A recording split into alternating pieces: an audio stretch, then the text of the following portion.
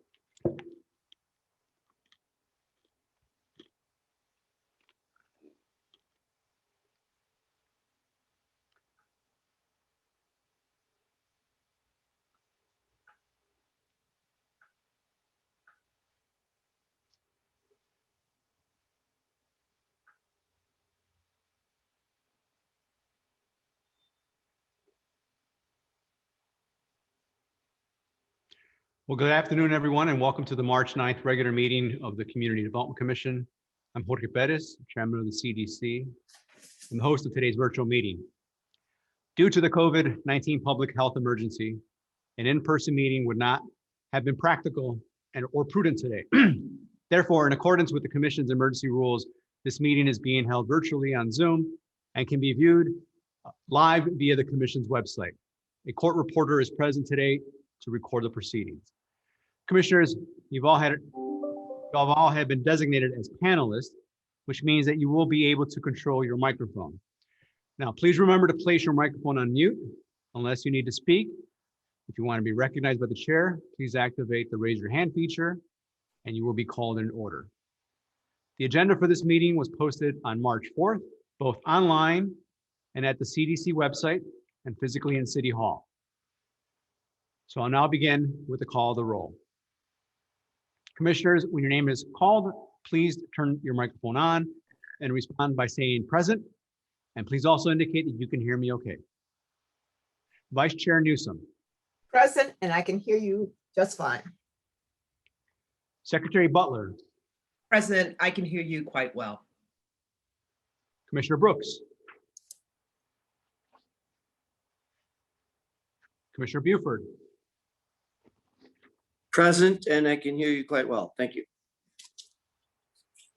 Commissioner Cepeda. Present, and I can hear you fine. Thank you. Commissioner Cox. Present, and I can hear you. Commissioner Curtis. Present, and I can hear you. Commissioner Davis. Present, and I can hear you. Thank you. Commissioner Griggs. Commissioner Rhodes. I'm present, I hear you. Commissioner Thomas. Commissioner Wheat. Present, and I can hear you. Okay, and I'm also here. We have a quorum. Commissioners, the first item on our agenda requests the approval of the minutes from our previous meeting held on November 10th, 2020. Seems like a long time ago. The commissioners, you've had an opportunity to review the minutes, and if there's no corrections, I'm looking for a motion to approve. Do I have a motion? So moved, Commissioner Butler. Thank you, Commissioner Butler. Do I have a second? Second, Commissioner Cepeda. Thank you, Commissioner Cepeda. Now, according with the Open Meetings Act, all votes are to be conducted by roll call so that each member's vote on each issue can be identified and recorded. So I'm going to call the roll. Vice Chair Newsom. Yes, Stacey. and request that we add the year 2020 behind the month and date in the minutes. Okay. Secretary Butler. Yes. Commissioner Buford. Yes. Commissioner Cepeda. Yes. Commissioner Cox.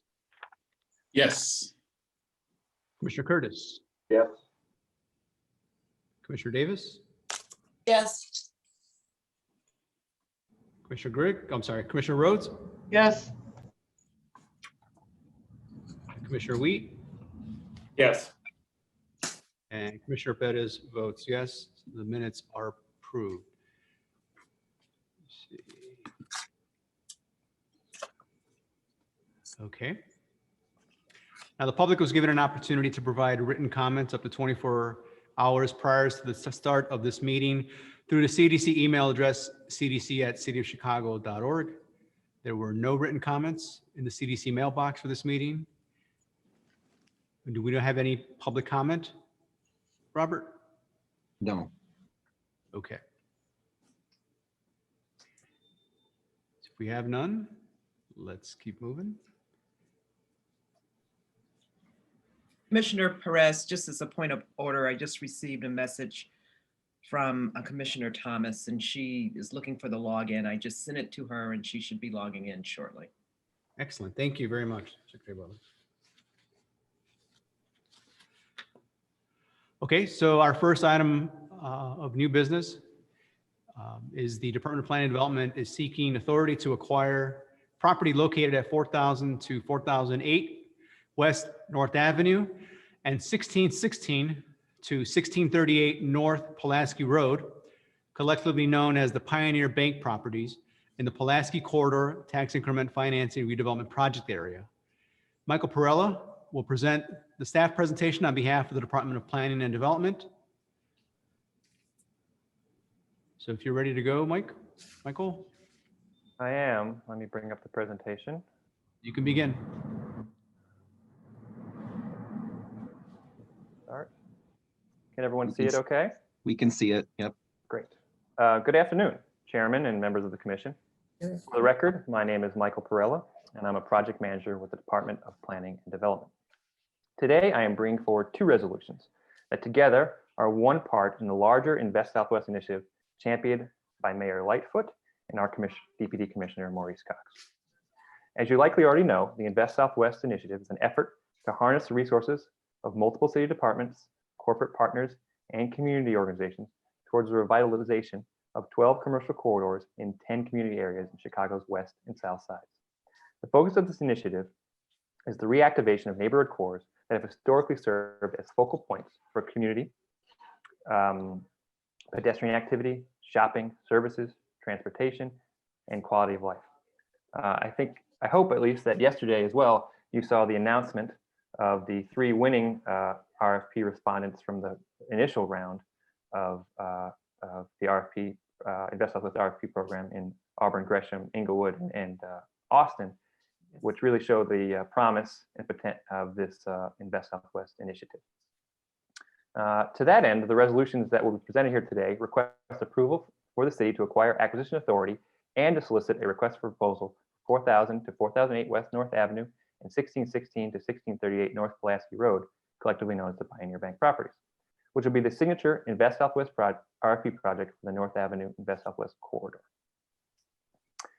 Here's a map of the North Avenue Invest Southwest corridor. It runs approximately 1.5 miles along North Avenue from Kedzie to the east to about Lowell Avenue to the west. The corridor is entirely within the Pulaski Corridor TIF redevelopment area.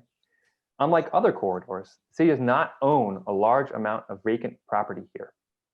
Highlighted in yellow is the location of the Pioneer Bank properties. The Pioneer Bank properties consist of 10 privately owned parcels in total, located at the northwest corner of Pulaski Road and North Avenue in Humboldt Park, the community. 2 of the parcels are improved with buildings and 8 are vacant. All the properties are located in the 26th ward, with Roberto Maldonado being the alderman. The Pioneer Bank site itself consists of 3 main components. The sites are here highlighted in red. 2 vacant buildings are at the northwest corner of North and Pulaski. One is the vacant Pioneer Bank building itself, which is a 5-story, approximately 50,000 square foot building. Immediately to the west is the Pioneer Bank Annex building, a 2-story, approximately 8,000 square foot building. Collectively, they are zoned B25, and they are within the Pulaski Corridor TIF. The 8 vacant parcels located immediately to the north of the Pioneer Bank building along Pulaski Road contain approximately 32,500 square feet, or about 3/4 of an acre of land. Those sites are vacant, zoned B31, and are not in the Pulaski Corridor TIF. The Pioneer Bank itself, or the Pioneer Bank building, was formerly the home of Pioneer Bank and later Banco Popular. The site has been vacant since 2008, when Banco Popular moved across the street. The building itself was built in 1925 when the neighborhood was growing rapidly. Residents and commercial leaders desired a bank that signified permanence, prosperity, and strength. Those same aspirations were the ones that community members were looking for when they were trying to establish themselves and put down roots in the neighborhood. And the bank's architecture reflects those values, and it features Greco-Roman columns along the facade on the east and south sides, sculptured panels on the outside depicting scenes of industrial labor, a soaring 3-story banking hall featuring ionic columns, coffered ceilings, and terrazzo floors, as well as office spaces on the top 2 floors, the 4th and 5th floor. You see on the middle right there, the bank lobby space. And in 2012, the bank was designated a Chicago landmark in recognition of all these beautiful, timeless and really priceless features. The current owners of these bank properties and the vacant property to the north purchased it all in 2015. And since that time, they have been unable to redevelop the property. As a result, a valuable community asset has been unused and neglected for over 13 years. Through discussions with the community and DPD, we believe the bank's revitalization will transform the neighborhood, and its redevelopment will reflect the values and priorities of the Invest Southwest initiative. In order to achieve this, DPD initially approached the owners of Pulaski Investments LLC, which owned the property, in August to gauge their interest in allowing DPD to RFP the properties. They were open to that, and we had a meeting with them in November once it was solidified that this was a site that we wanted to take a look at. And over the next several months, the owners and DPD negotiated the terms of an agreement to RFP the site. On February 2nd, the city and Pulaski Investments LLC, who are the current owners, reached an agreement and signed a letter of intent allowing DPD to RFP the properties. The city has no plans to purchase the Pioneer Bank properties from the owners. Rather, the intent is to have the winning RFP respondent reach a deal with the owners to purchase the private property in a private transaction. However, in order to facilitate the RFP, we're requesting acquisition authority, especially if the negotiations should break down. That way, the DPD will have the authority and the ability to facilitate the redevelopment of this property. And on February 23rd, DPD sent notice to the owners that they are planning to obtain acquisition authority for the property. The owners have no objections to this cause.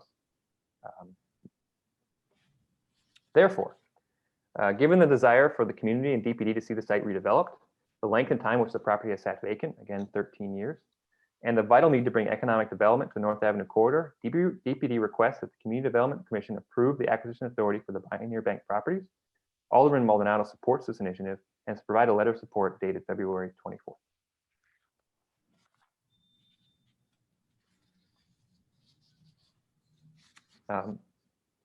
If I understand that you would read the motion now, or I can continue on with my presentation.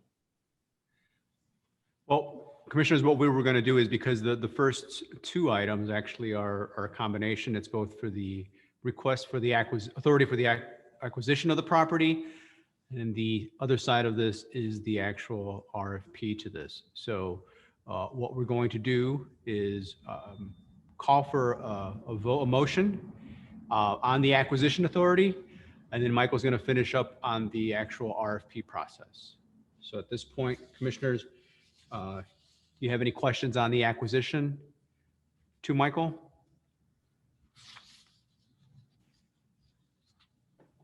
I'm sorry, I don't, this is Commissioner Curtis. I'm sorry, I don't fully understand the approval process that we're going through. Can you help me just a little bit?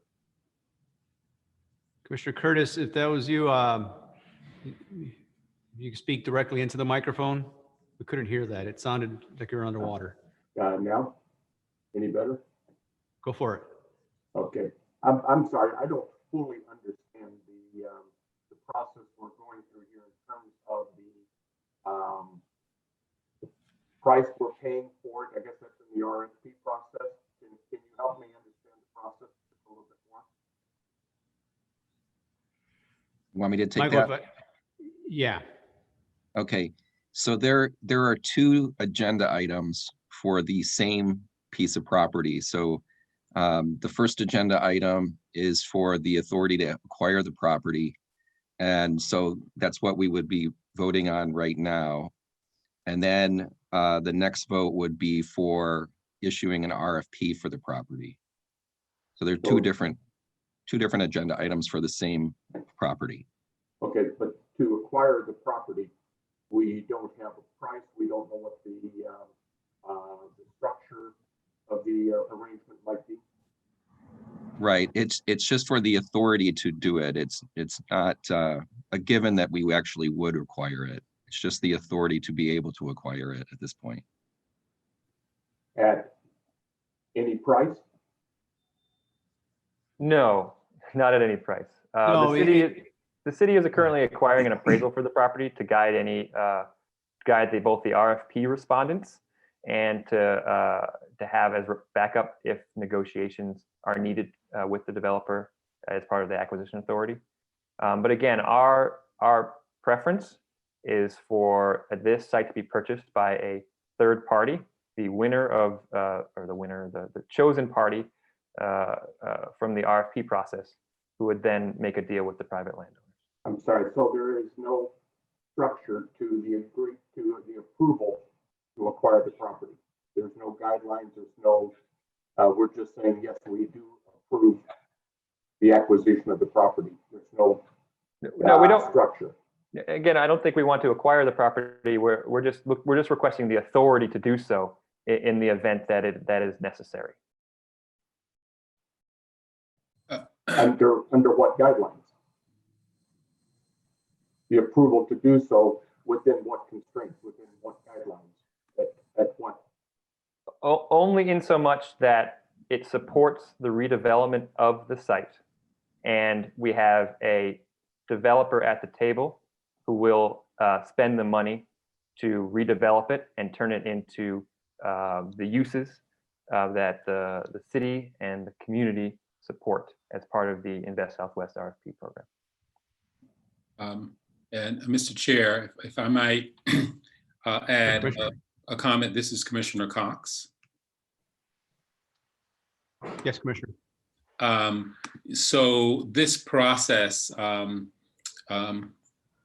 was the exact same process this body went through in the first round of RFPs for the Laramie State Bank, which on Chicago Avenue, the city also did not own that property.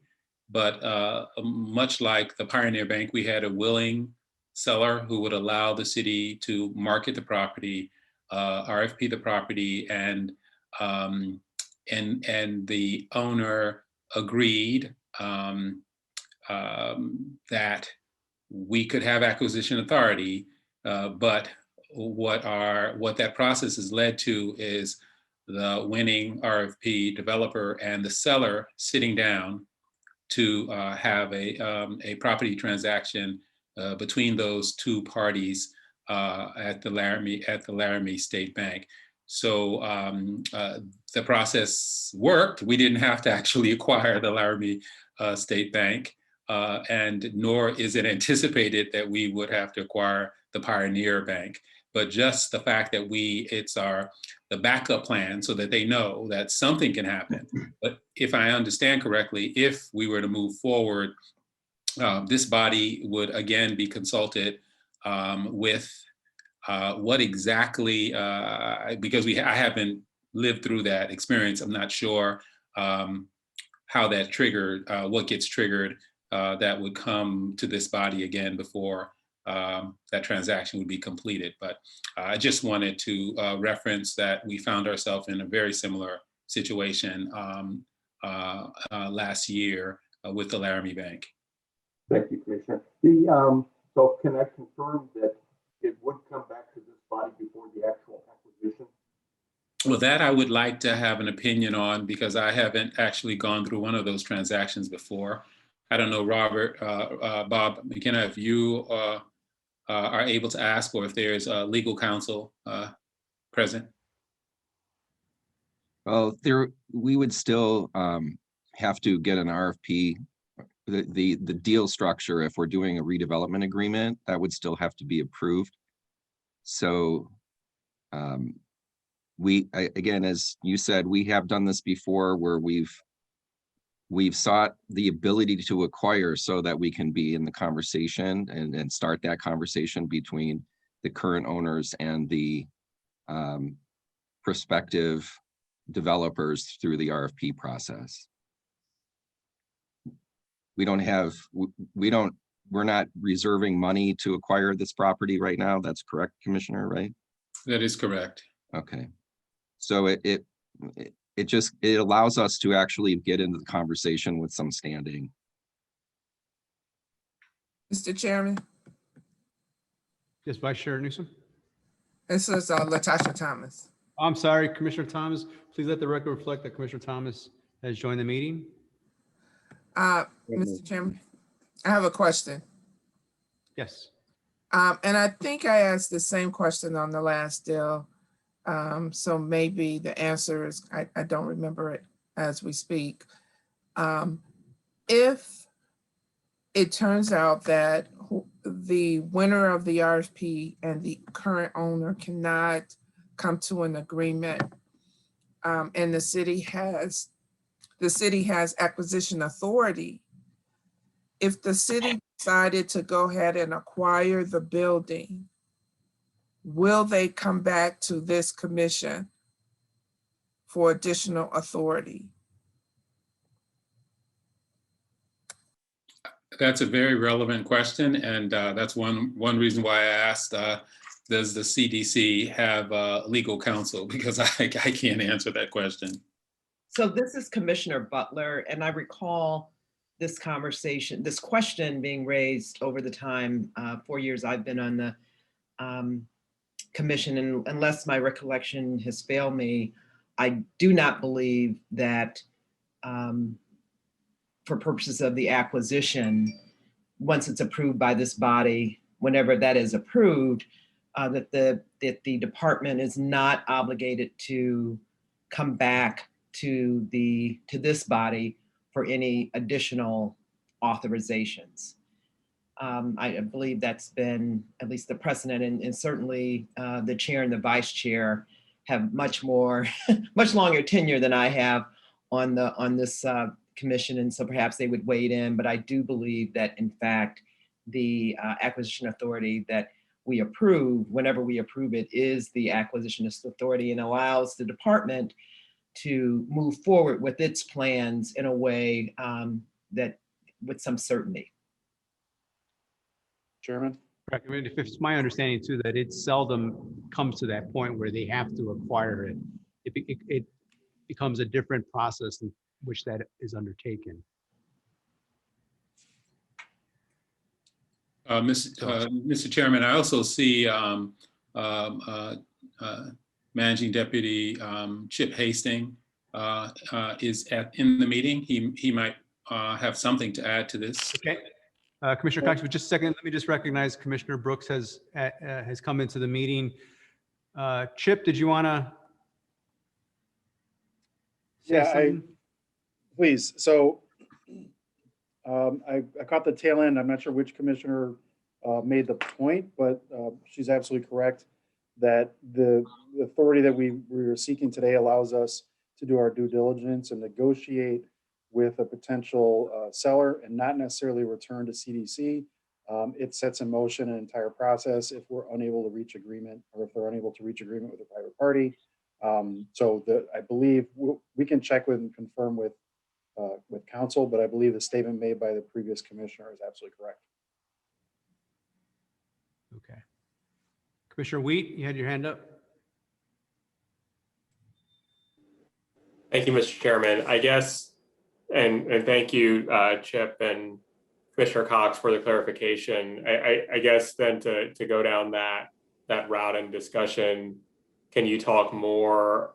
Can the department provide more information about the viability of potential projects, and knowing that we're asking you to look into a crystal ball, either from an intent or probability standpoint, what's the likelihood that the department would actually acquire the property on its own?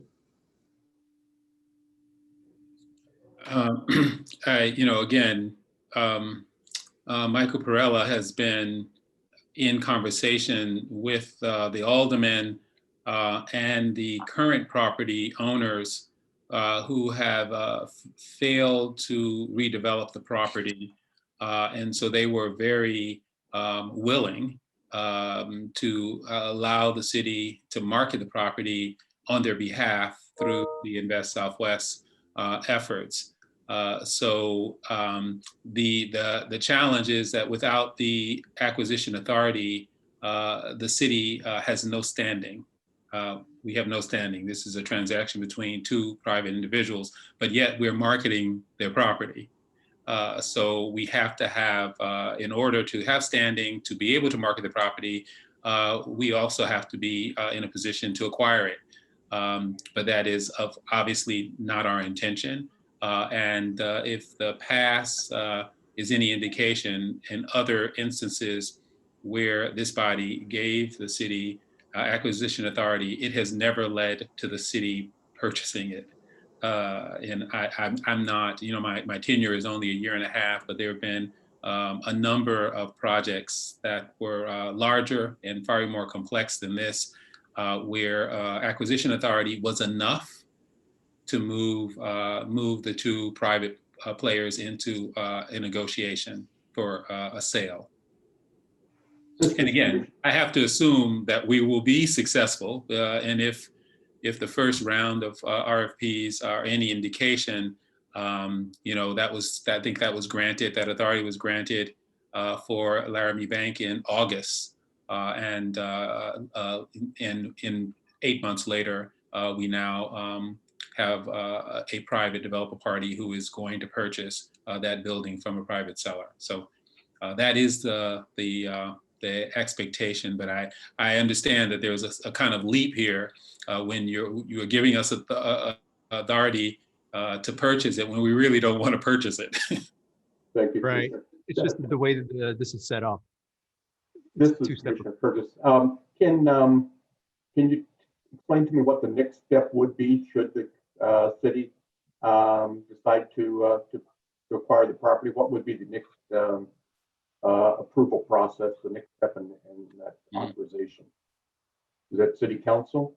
So if the chair would allow Chip Hastings to answer that question, I think he yes, can Commissioner Chip, talk about go ahead. that. I'm still having trouble hearing Commissioner Curtis a little bit, but I think he needs to actually move the mic to his mouth, Okay. hold the cord and move it to your mouth. Thank you. I was just wondering what the next step is in terms of the approval process, if that becomes necessary. in terms of the acquisition, Yes. so Mike can speak to the order of events. However, if we decide to move forward with the acquisition authority, we'd have to go through the legislative process, just like we do with any other financial incentive or acquisition. It would have to go to city council. It would have to go to committee, housing and real estate committee. It would have to be approved by the full city council body. Thanks, Chip. And I would add, the intention, again, really is not to acquire the property, and it would only be done, I think, in the instance where there was a developer at the table who was, fully financed, who had the support of the department and the community, and we would do this in concert with a redevelopment agreement with them to redevelop the property, so that we are never in a situation where we are buying this property and holding it for any period of time, because that is not a scenario the city wants to be party to. Correct. If banks don't want to hold on property, the city doesn't want to hold on to property either. So it actually would extend the process even more to put it out to bid and wait further if you acquire it first. I think a really good example over the last few years was the post office. For those of you who were on the commission back then, we did the exact same thing. And the next day, the owner finally appeared, or the next couple of days, and we found out that he had passed away. But then they came to an agreement, and you see the post office now, it's moving right along. So there was never an acquisition of the post office. Mhm. But with that, if anybody has any questions. Actually, Commissioner Perez, this is Commissioner Butler. I actually, my hand's been up for a while. I just don't think you saw it. My comment earlier was just a follow-on to provide clarification on the question that had been raised by Commissioner Curtis. So my question is, do we have any statistics on any recent property sales in this area of a similar type in terms of what the price, per square foot or acre, where these properties have traded in this submarket? Does the department have any statistics? We're currently acquiring an appraisal for this property. So we will have a licensed appraiser. We have currently taking a look at the site and providing that reference point for us. And until that time, I don't have information about comparable sales of this size and scope. Okay, thank you. Commissioner Buford? Yeah, I would, as you got into the discussion of next steps, what if everything fails and the seller doesn't go along with the sale? Again, I think that is the role of the acquisition authority. The acquisition authority is what would compel the seller through a legal process to Right. come So to the what? table. Yeah. So in the discussions you've had to date, what indication do you have that they would agree to the sale? Well, they've signed a letter of intent. In the letter of intent, they've agreed to allow us to market allow DPD to market the property through the RFP process, and they've agreed to work with a third party, in an open and honest way to sell the property to them. So basically, have good faith negotiations, so right now we have an LOI signed by the current owners and by the department stating to those facts. What assurances I can provide beyond that are limited, but again, we do have a signed document that states as much, that they're willing to have the site be RFP'd and they're willing to enter into good faith negotiations to come to a price. So, okay, so there's no appraisal yet. There's no agreed upon value. There's basically a best efforts in terms of your marketing efforts. And the seller then has agreed to something without knowing the price, basically. I mean, well, the seller has the price in mind. I think the department would be hesitant to put any number on. We don't want to tip the negotiations one way or the other. It's up to the winning RFP respondent and the private owner to come to an agreement, and we will facilitate that. However, should negotiations break down, we can compel the seller to the table via the acquisition authority. And the seller realizes this compel aspect of the process. Yes. Yes, they were noticed prior to this meeting, and I spoke with them on the phone and via email, and to the actions that we're taking here today. And they provided no objections and verbal consent to this proceeding and to the acquisition authority. I will offer, this is Commissioner Cox, that this is a very worthwhile conversation that we're having because increasingly, as we move to revitalize corridors throughout the city, where the city does not own land, we are going to have to work through a willing seller who effectively is allowing us, after maybe years of not being able to attract investors, to market the property for them. And I know, this issue only becomes more compounded when we move to the north and the northwest side of the city, where almost all of the sites that we're looking at that have been underdeveloped are in private hands. And so we would like to be able to RFP those sites as well and to offer that service. But so this is probably not the last time that this body is going to be asked to give acquisition authority with not much assurance of the outcome. So if there are things that you think the department should be thinking about that would give everyone a level of comfort, then that would be a good outcome. I mean, that would be a good outcome of this discussion. But I can understand and sense from the conversation that we're taking a leap of faith here, and it's more of a strategy than it is an intention. But it would be important to understand, what level is reasonably assumed that this body would make this body feel comfortable voting in favor of this. Once again, I don't know if it's, I don't know, but I know that this is not the last time that this body will be asked to deliberate on this type of issue. Commissioner Cox, if I Brooks, you have your hand could. up? Yeah, Commissioner Cox, if I could add on to that, I think any information that we could receive showing that willingness of the buyer or seller, you referenced an LOI. I don't know if that LOI was sent to us in our packet, but seeing documents like that, I think would help sway our decision. So if in the future, and then if now, as it relates to the items we are, voting on today, if we could substantiate that willingness by including those kind of documents, I think that would help in our decision. I think Sure, you had your hand up? Go ahead. But I don't know, Commissioner Cox, if you were going to respond to Commissioner Brooks. No. I mean, I think that's an excellent point. I have to. I didn't know that the letter was not in the packet, and I would imagine. Well, could have been. Maybe I didn't get a chance to scrub it, but No, I don't. Have that. I don't think it was, Michael. Oh. It wasn't shared. I did not share it. Which is an oversight in this regard, but I'm not sure at the time. I didn't know, since it was a legal transaction between us and the private developer. I wasn't sure if it was appropriate. So I think you could I could certainly share it with. That would be helpful.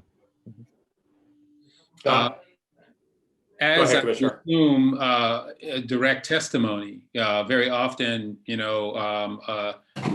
alderman or an applicant would come and testify in front of the commission. That's also something that we could, if they are willing to testify in first person, that's also something else that could help our deliberations.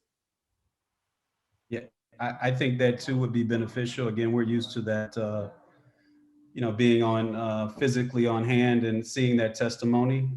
So in place of that, if we could make sure we allow some of that to happen in this virtual setting, that too would be helpful. Agreed. Thank you, Mr. Chairman. To your question, Commissioner Cox, I definitely agree with Commissioner Brooks in terms of, essentially information from the counterparty and whatever level of detail that can be provided. I think also, I'm sure everyone's, familiar with Invest Southwest, but we also know that it's a neighborhood by neighborhood approach. And so, to the articulation of kind of what is a vision, or kind of essentially what is a policy goal that's being envisioned there, because, candidly, there's an argument even outside of the RFP process that there may be value in the commission recommending acquisition authority, that the city should just buy it, and that there's value with respect to that. And I think it's okay for the commission to essentially go down that path a little bit and say even because even great deals fall apart, and that there would be value in the city continuing to have that leverage regardless, frankly, of the result of the RFP. And that even kind of with that it still should be a recommendation from this commission. So I appreciate you, one, kind of, articulating that this will not be, this is not our first rodeo with respect to this type of transaction, and it will not be our last. And also, with thoughts on other things that you and staff can provide. I think the more robustness is essentially because there is an element of a leap of faith here, I think would be helpful in terms of just appreciating the level of transparency that there frankly already is right now between the department and the counterparty and the department and stakeholders in the community. We know, obviously the alderman has been involved. There have been other stakeholders involved in that as well. So I think the more information that can be provided there, the better. Mr. Chairman? Hold on, Commissioner, Secretary Butler had her hand up before. Is it?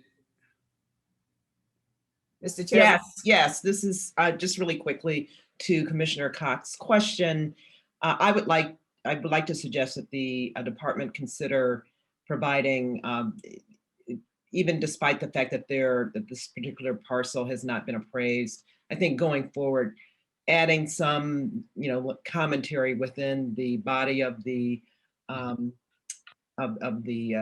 information that's presented in conjunction with these types of transactions regarding kind of land values and where things have traded would provide some insights as to what the potential kind of financial exposure might be to the city, to the extent the city ended up, for whatever reason, exercising its right to acquire the property pursuant to the approvals that have been given.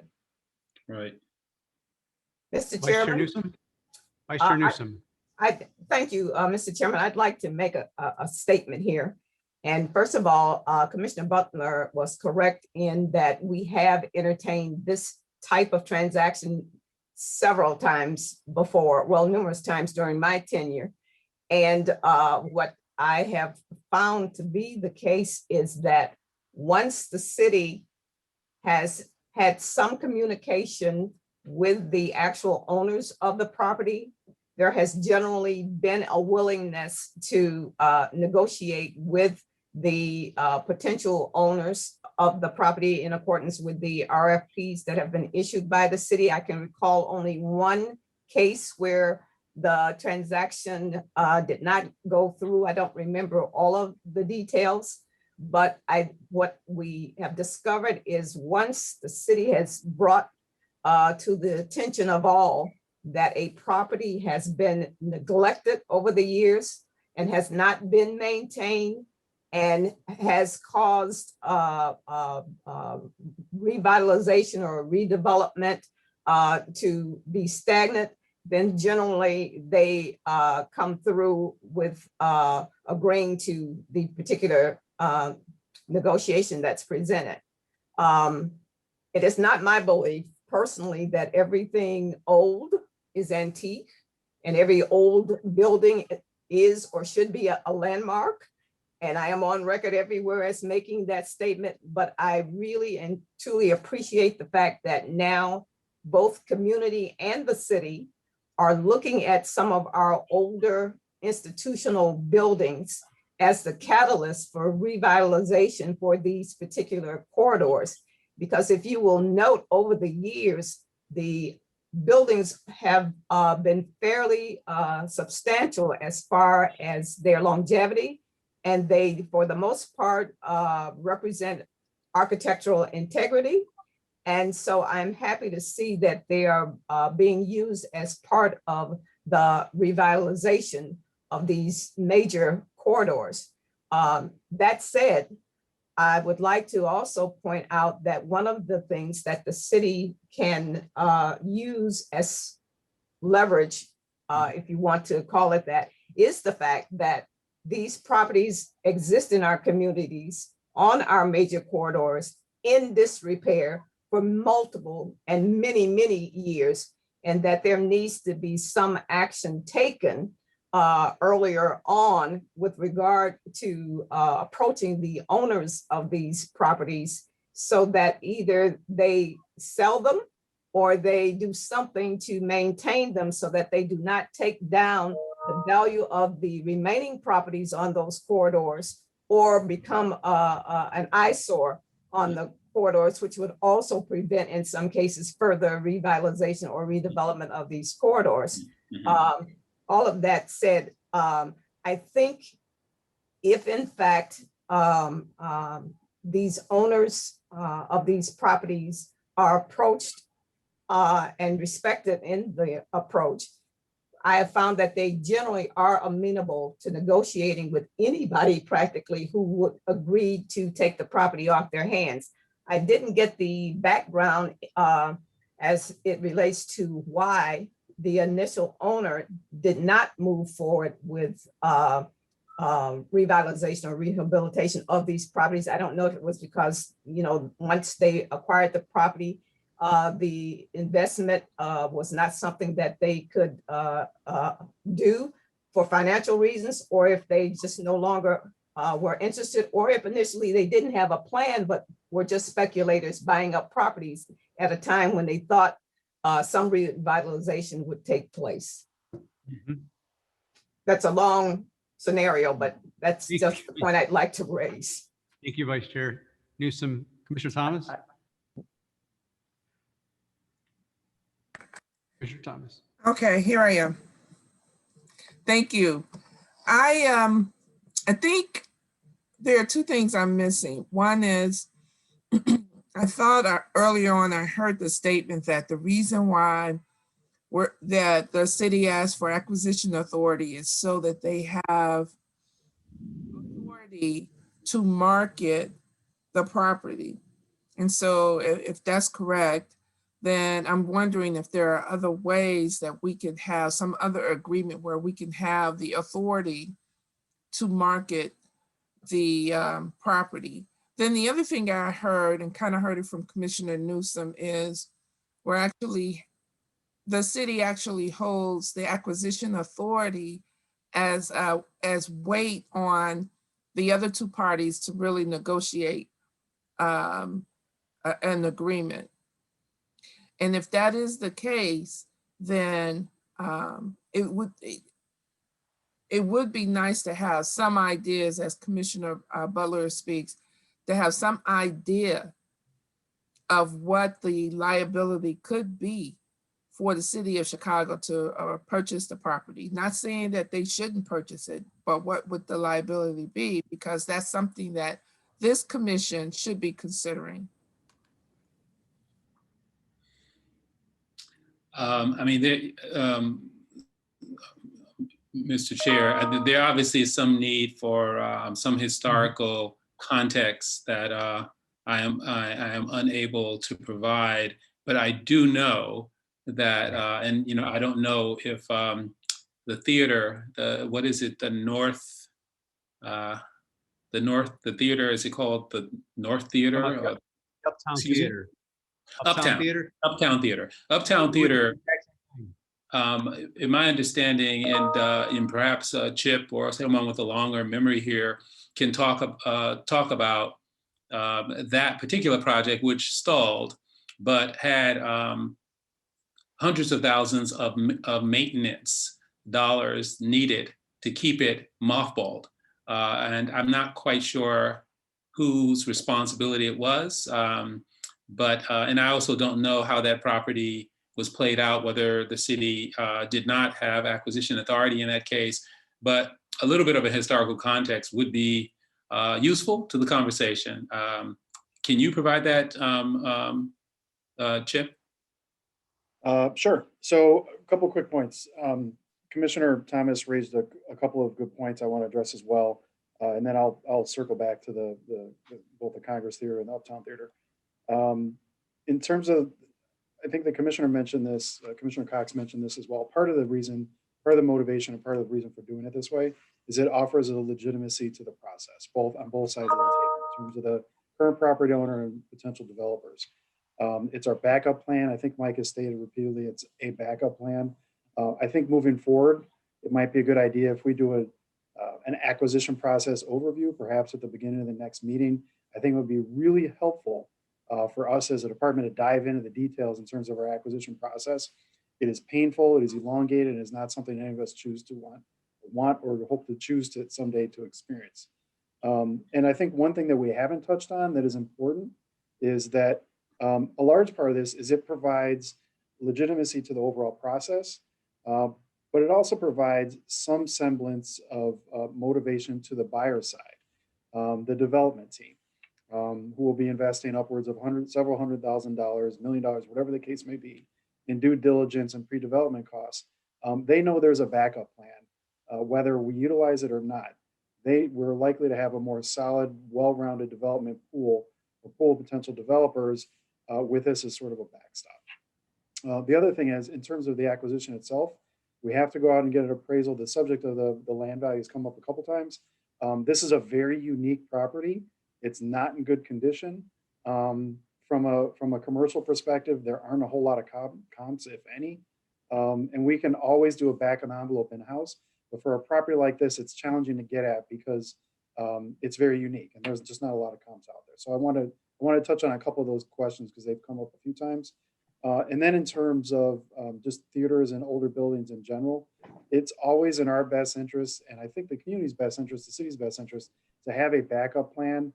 The commissioner mentioned I think it was the Uptown Theater, which has been in similar circumstances, gone undeveloped for many years. And it's our best interest to have the ability to step in and acquire to try to facilitate a deal. I think based on some of our experiences over the past 5 or 10 years, that's really unfortunately come into focus. So that's part of the reason why you're seeing more of this approach layered into the RFP process, so that we get some of these older buildings, some of these buildings with unique challenges, back on the tax rolls, back into an active use. So I realize there's a lot of moving parts, but I would suggest a couple of things before I take up too much more of your time. Moving forward, I would suggest to the chair, and maybe Bob and I can talk about this after the meeting, doing a brief overview of the acquisition process, so that every time it comes up, hopefully we can refer back to that and answer some of your questions before they're posed again next time around. I think hopefully that will be helpful. I'm open to doing that. And then we'll also include in future RFPs, because again, this won't be the last one. Right. Any LOIs, any contact that we've had with the existing seller, and we'll make sure that they're present to speak to the issues that we've raised, that you've raised, so that you know that we're representing their position accurately. I think those three things would go a long way towards sort of addressing some of the questions that have come up repeatedly today, frankly. So So Chip, hopefully that will help. Chip, if I may, I've been hesitating to talk about this too much because of my role as the secretary, but I did want to point out that while this action is under the CDC's purview of reviewing acquisition authority within a redevelopment area, the next authority is also the use of TIF proceeds for private development projects. So while we're asking for acquisition authority at this point, we're not asking for the TIF proceeds to acquire the property. So even though we would have the supposed authority to acquire the property, we wouldn't have the means to acquire the property unless it came from a private source, or that this body would be reviewing it again if TIF funds are used. So I just wanted to point that out, that that the authority to acquire and the means to acquire are two separate items, and CDC has authority over both of those. Yeah. And Robert, I'm glad you brought that up. And Chip, I think I definitely concur with your recommendation of doing that overview so that you do walk us all through it, so that there is a clear understanding of that from our perspective as well.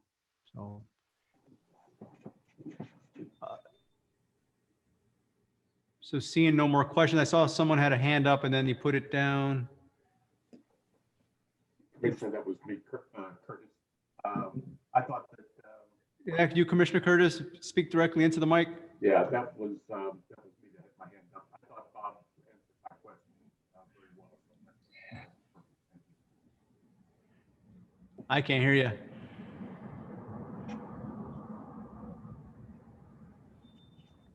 You want to write it in the chat?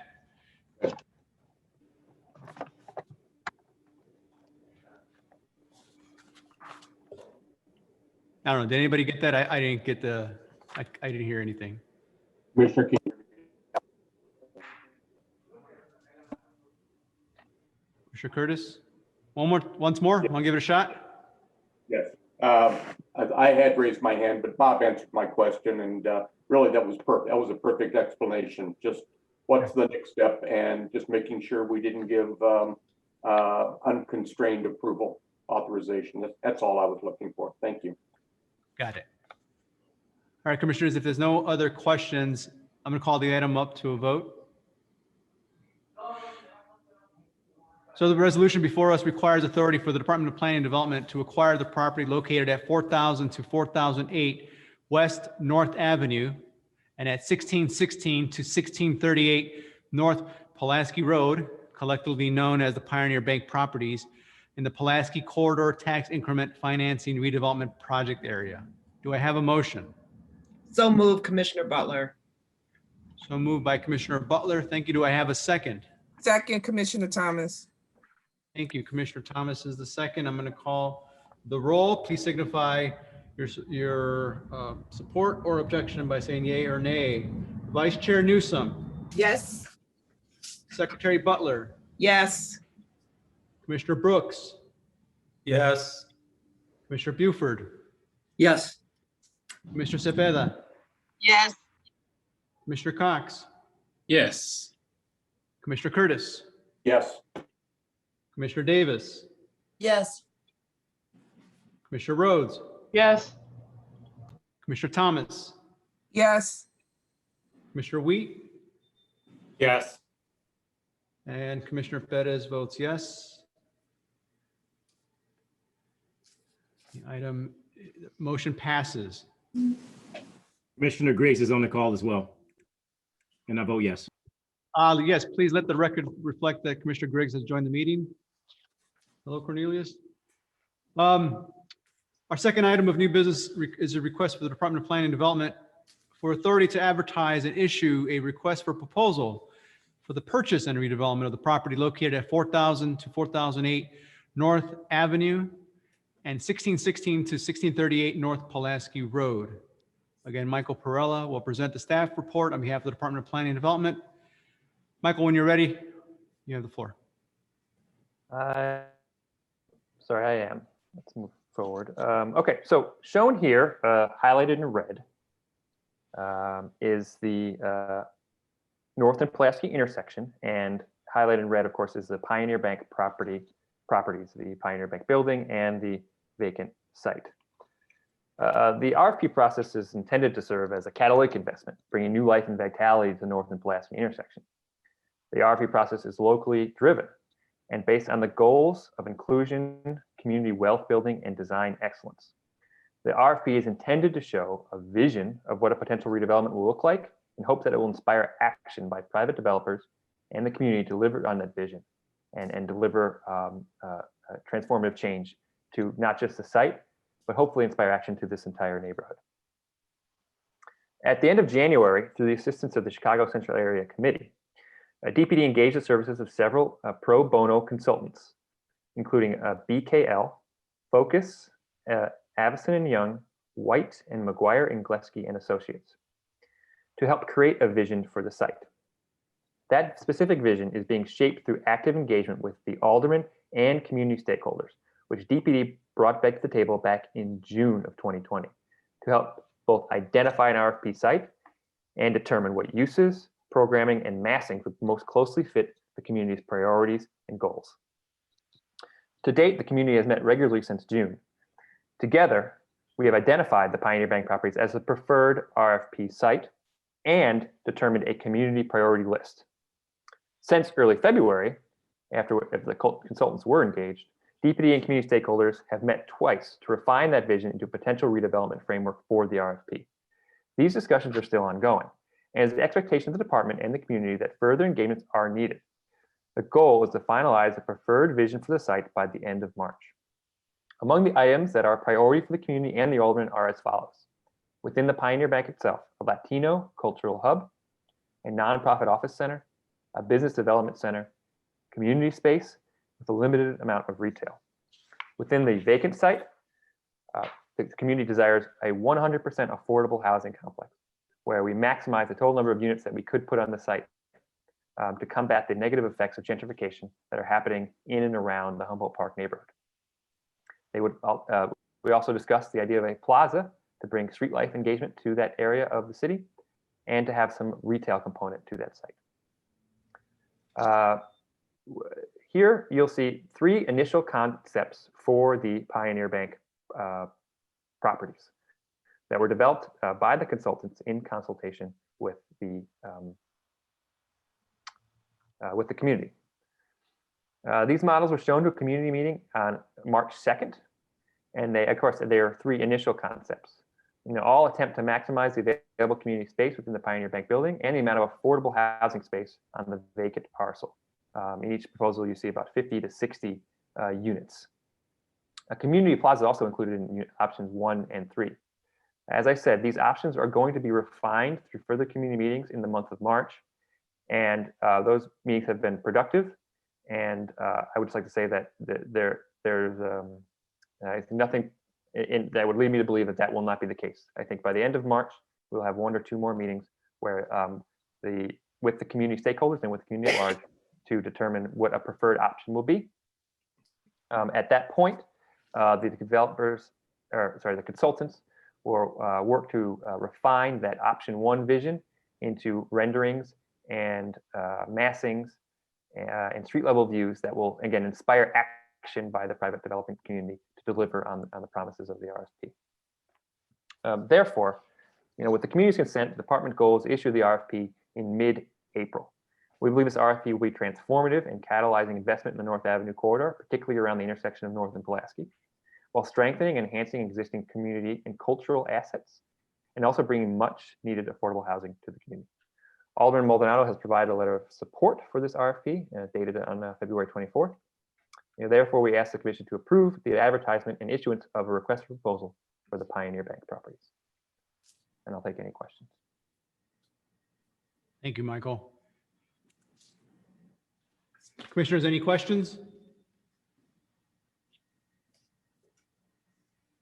Commissioner Rhodes?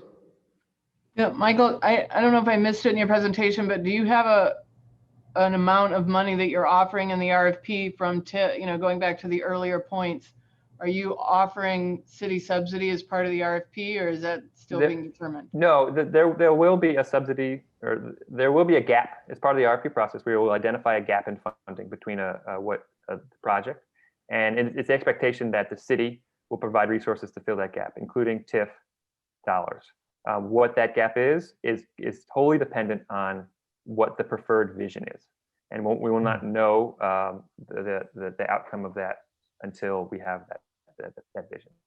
So essentially, if TIF dollars are allocated, then this will come back, the deal will come back before the body, so we'll have some level of closure. Yeah, absolutely.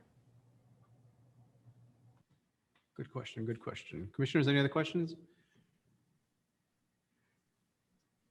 Now, Michael and Chip and Commissioner Cox, just to reiterate, there's going to be, again, a normal cycle of these RFPs going out. That's correct, right? So it's every few months that they're going out. Yeah, every 3 months for as long as Mayor Lightfoot is in office. Gotcha. Okay. I feel almost remiss with maybe not framing this with a presentation of the work that this body has already enabled, because it came to a wonderful crescendo yesterday when Mayor Lightfoot was able to award the first 3 RFPs for a total investment of $67 million in the 3 neighborhoods that you approved of this process back in August.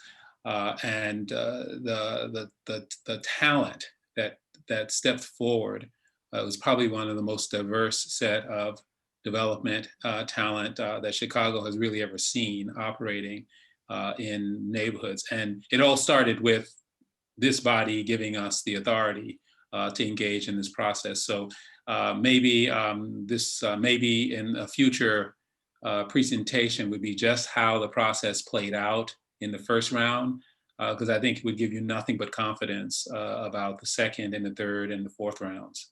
So let's put that again as a future agenda item so that you can see that the process appears to be working exquisitely. Individuals excited about the process. It's exciting to see. I will forward you really quickly, if I can. Alderman Maldonado is on. We can give him an opportunity to speak. Can we do so?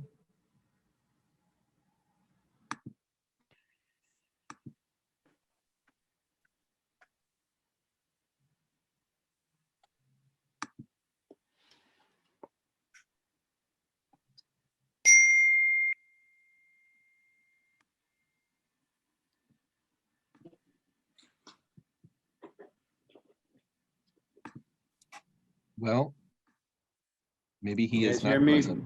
Is that right? Oh, there we go. How's this? Um, Can you all I hear me? believe, who is speaking now? This is Jorge. My Boost Mobile went out on me. Oh, okay. I believe that he's left the meeting. Okay. Would you like to call him back in to the meeting?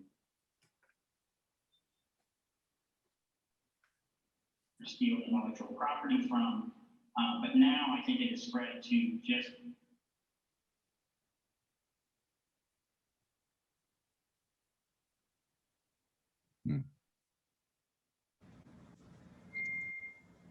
All right, I think I'm back.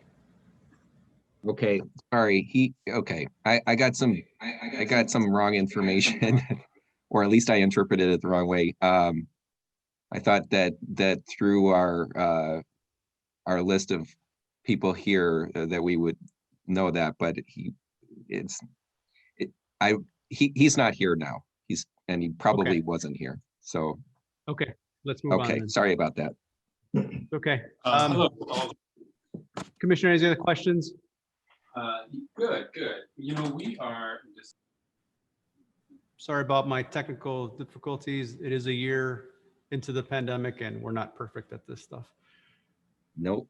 Commissioners, if there's no other questions, we'll call the item up for a vote or. Mr. Chairman, Is Commissioner Cox calling Alderman Maldonado? I don't think so. I think he received a call. Okay. Mr. Chair, Vice Chair Newsom, yes? we have a letter of support from the Alderman, so I believe that will stand. That's correct. I'm glad you mentioned that. Yes, thank you. Commissioner Cox? You want to come back to him? Commissioner Cox? I believe you're on mute, Commissioner. Mute. I'm sorry. I'm having a little bit of technology. Can you hear me now? Yes. Yes. I just spoke to the alderman who said he'd be happy to testify if Robert could send him a link and he'll join the meeting. Kamal, is that something you can do? Yes, if you can email me Alderman's email address. I don't have his email address. Okay, I'll do that. Okay. Thank you.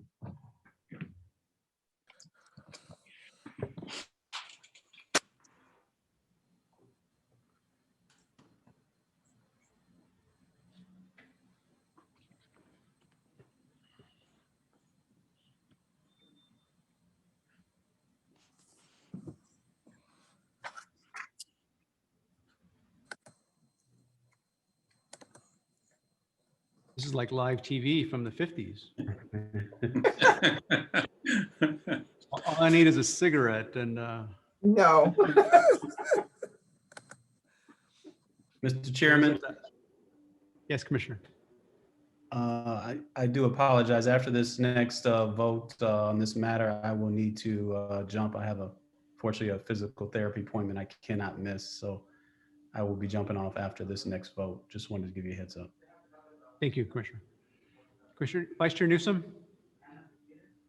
Actually, I did not raise my hand, sir.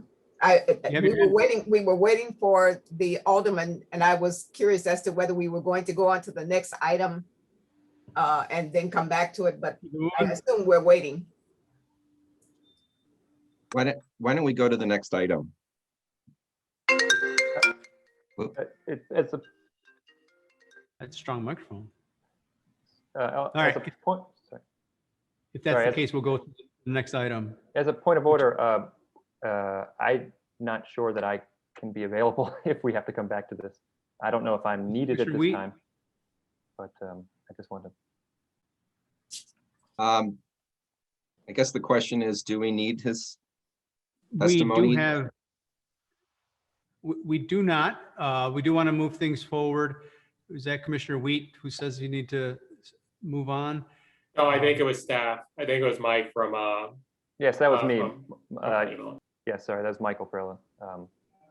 Yeah, I would not be available if we had to move to another item in order to hear the vote on this item, unfortunately, due Okay. to a conflict.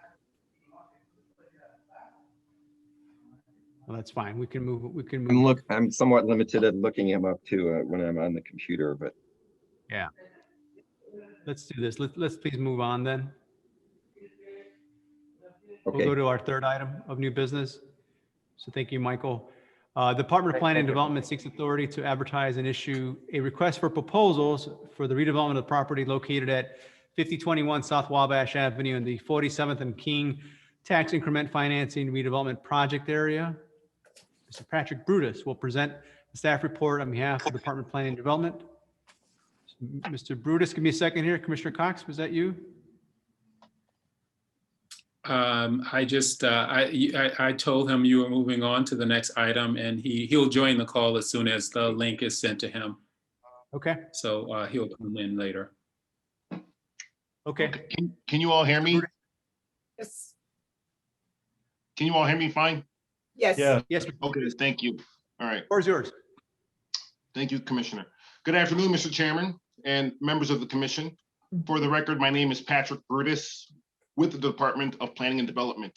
The resolution before you seeks authorization for the department to advertise and issue a request for proposals for the property located at 5021 South Wabash Avenue. The subject site of the RFP is the site of a former Ward Streets and Sanitation Field Office and is in the 3rd Ward. The building is 1,500 square feet in size and sits on 2 lots that total 11,795 square feet, and with a fair market value of $90,000 established by an appraisal dated December 31st, 2020. Additionally, the site, which is located in the Grand Boulevard community area, is zoned RT4, residential 2-flat townhouse and multi-unit district, and lies within the boundaries of the 47th King TIF redevelopment area. As part of the department's overall mission in the Invest Southwest initiative, it remains extremely important that we understand the characteristics and features that make these communities unique, where redevelopment opportunities present themselves, and when and where to capitalize on them. DPD is seeking an adaptive reuse of this site that will bring a commercial, retail, institutional, not-for-profit, and/or office use that will add to the 51st Street commercial corridor. Despite the current zoning of residential, the department will not entertain responses that propose residential or religious uses. This property has been vacant for over 10 years, underutilized, and an eyesore as it has fallen into serious disrepair. In the past, the aldermen and community have referenced this property as a site of concern and have long desired to see something be done to redevelop this site. The outreach and ongoing conversation with Alderman Dowell and her office indicates that she is supportive of this site being redeveloped and has provided a letter in support of this RFP. Excuse me. Furthermore, DPD has communicated with the 51st Street Business Association, who serves as the lead community-based organization in this part of the Grand Boulevard, Bronzeville neighborhood, functioning as a single point of service organization, providing consultation services to businesses, entrepreneurs, and community-focused groups. The 51st Street Business Association also is the sole service provider for SSA 52 in the city's special service area program. They also have provided a letter of support for this RFP. In the 51st Street commercial corridor, there are currently over 30 active businesses operating within this retail corridor, a special service area, and recent commercial activities that further increase the viability of this corridor. With the redevelopment of this site as a commercial project, the goal is that it would result in another business venture that will be able to thrive and build on the business success and stability that is currently happening on 51st Street. The redevelopment of this property will yield the following public benefits: revitalization of an underutilized real estate asset, adaptive reuse into a commercial retail enterprise, new business added to the 51st Street Commercial District and stabilization of the retail corridor, temporary construction jobs and permanent jobs created as a result, and preservation of an orange-rated building. The development timeline for this RFP is as follows. We are scheduled to release the RFP March 30th of this year. We will hold a pre-bid conference on April 14th. We will have a site visit for the site on April 21st. And responses will be due on June 30th, 2021. The Department of Planning and Development formally requests authorization to advertise and issue a request for proposals to market the sale of the subject site at 5021 South Wabash Avenue in the 47th and King TIF redevelopment area. I will now answer any questions that the commission may have. Thank you. Mr. Brutus. Commissioners, any questions? Commissioner Rhodes?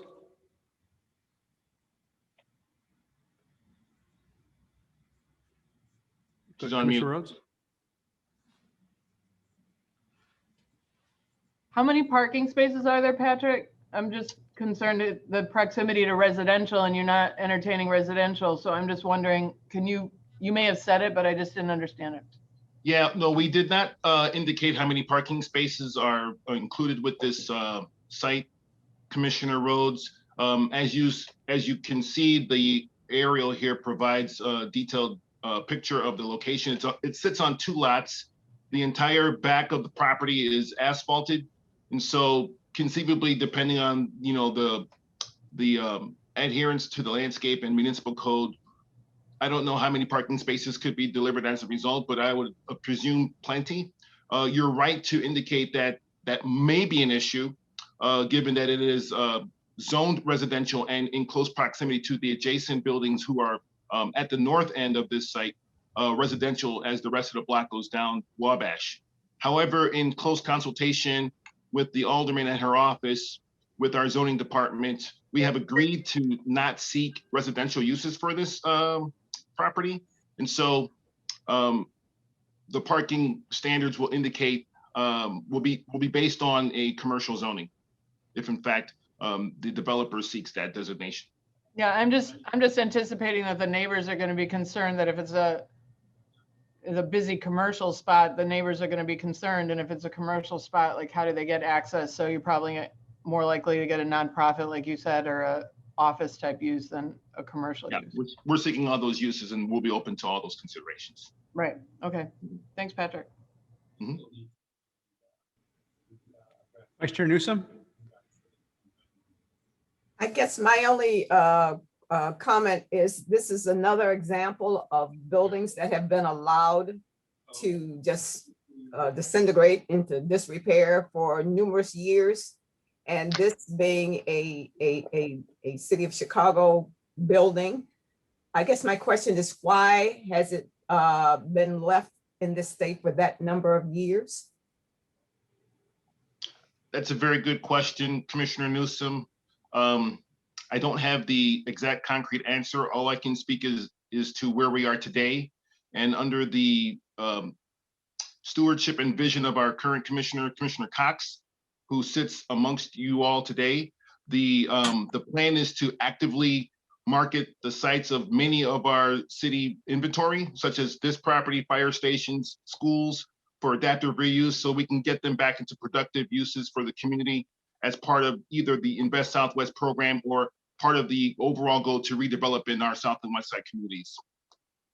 And Mr. Chair, I'd be happy. Thank you for raising that point, because once again, what we are trying to do, as Patrick said, is every 3 months we are trying to RFP properties across the city that have long languished with no investment. They're boarded up, and there's been no coordinated effort to get them out into the private market. And so we decided to take that on. Some of them involve a lot of visioning and bringing the community on board, like the Pioneer Bank project you saw. Others simply, we don't do the visioning. We just put together the development scenario, the development parameters, and we market it. And this was actually done on behalf of the alderman, who has received random interests from time to time, but no coordinated effort. And so she asked us if we would RFP this on her behalf. And again, I think we have built now an infrastructure that has 2 full-time staff members that all they do is put together RFPs for properties primarily in the West and South Side to address some of the issues that were brought up by Member Newsom earlier about why these signature buildings are often left to languish as if no one cared. Well, we care, and we are going to get them out the door and hopefully find the correct investor to bring them back into their intended and new uses. So just a little bit of context for why you're seeing so many of these RFPs, because we're committed to doing them every 3 months. Well, may I just ask that we take, well, if we can give special attention particularly to these types of buildings that are located on residential streets, because they do impact not only the appearance of that particular block, but also they impact things such as the insurance that these property owners are able to obtain, et cetera. So there are any number of issues that are problematic in our communities because buildings are allowed to just go vacant forever. Point extremely well taken. Yep, thank you. Commissioner Wheat. Thank you, Mr. Chairman. Patrick, in your comments, you mentioned in terms of historical designation that the building is rated orange for the historical designation neophytes in the meeting. What limitations, if any, does that status? Maybe one, tell us what that means, and then secondly, what limitations, if any, does that provide with respect to reuse of the property parcel, et cetera?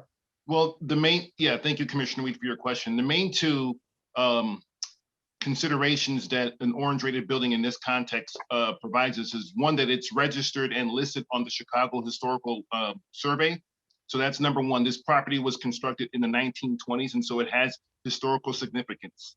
And number 2, it does in a way is protected slightly from demolition. And so before a property that's orange rated is demolished, it has to be notified of DOB.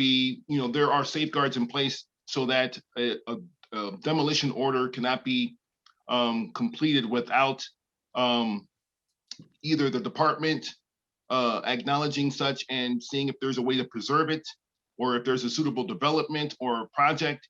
And I think it also has to potentially go before the Landmarks Commission before demolition. Not too sure about the last one, but there are safeguards in place that protect orange rated buildings from immediate demolition. So those are the main 2. Correct. Yeah, I saw lots of head nodding from Vice Chair Newsom, so I think you have a second there. No, I am in agreement with what Patrick was saying. Yes. Yeah. Although it kind of, well, I'm in agreement with what Patrick said. Thank you, Commissioner. Is there any other questions? If not, I'm going to call the item up for a vote.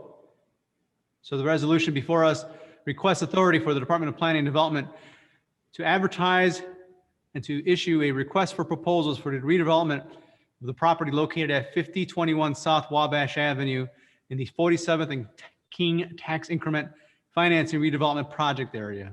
Do I have a motion? So moved. By Yeah, I didn't get whoever, that was like a tie. It was Cepeda and someone else. Thomas, Okay, so moved by Commissioner Cepeda and Commissioner Thomas. Do I have a second? Second, Second by Commissioner Buford. I'm gonna call the item up for a vote. Vice Chair Newsom, Yes. Secretary Butler, Yes. Commissioner Brooks, Commissioner Buford, yes. Commissioner Cepeda, Yes.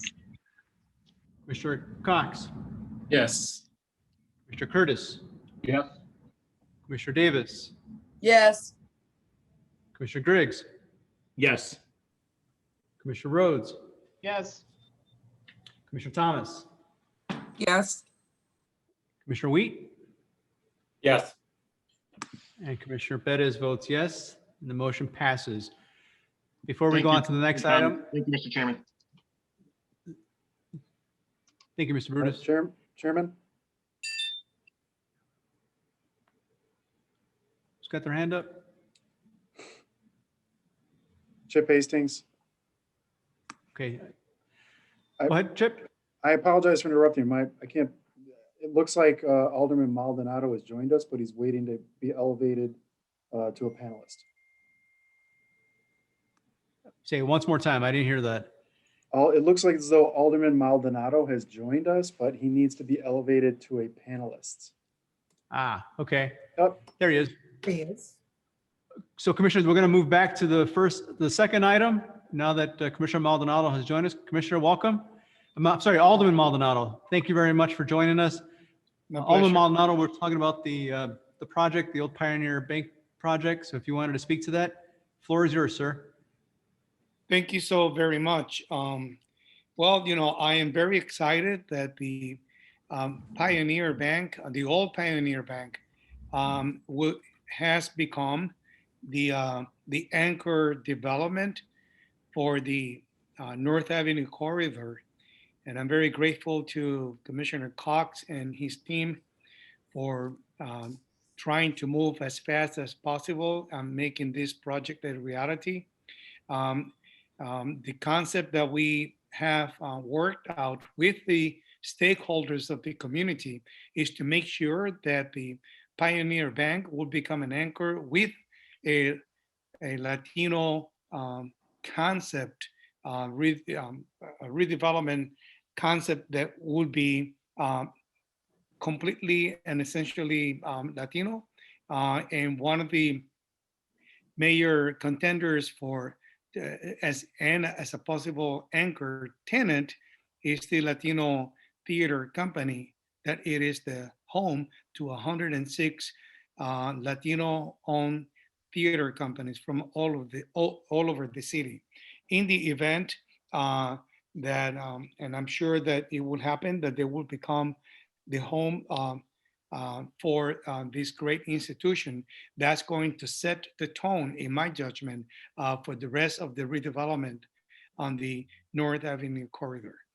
So I'm more than willing to take any questions that any of your members may have. Thank you, Alderman Maldonado. Vice Chair Newsom, did you have your hand up? No, sir, I do not. It's up. Okay. I'm sorry. Okay, that's fine.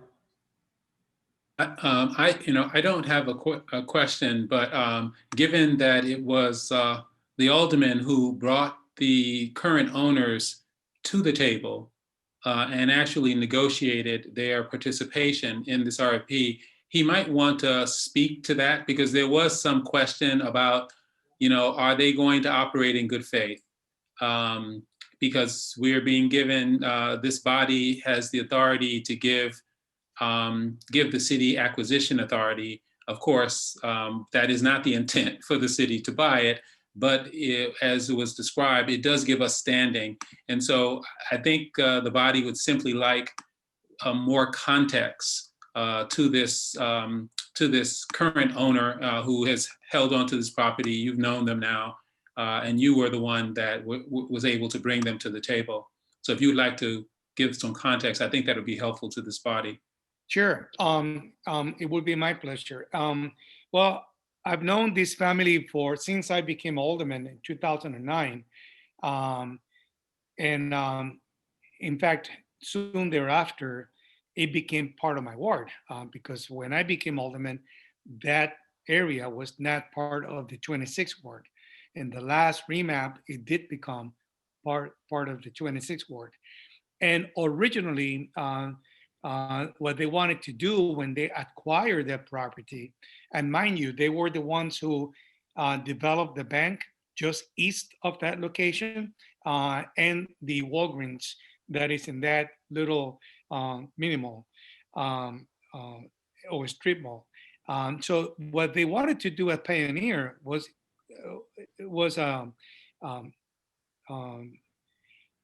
not an independent living development for seniors, but the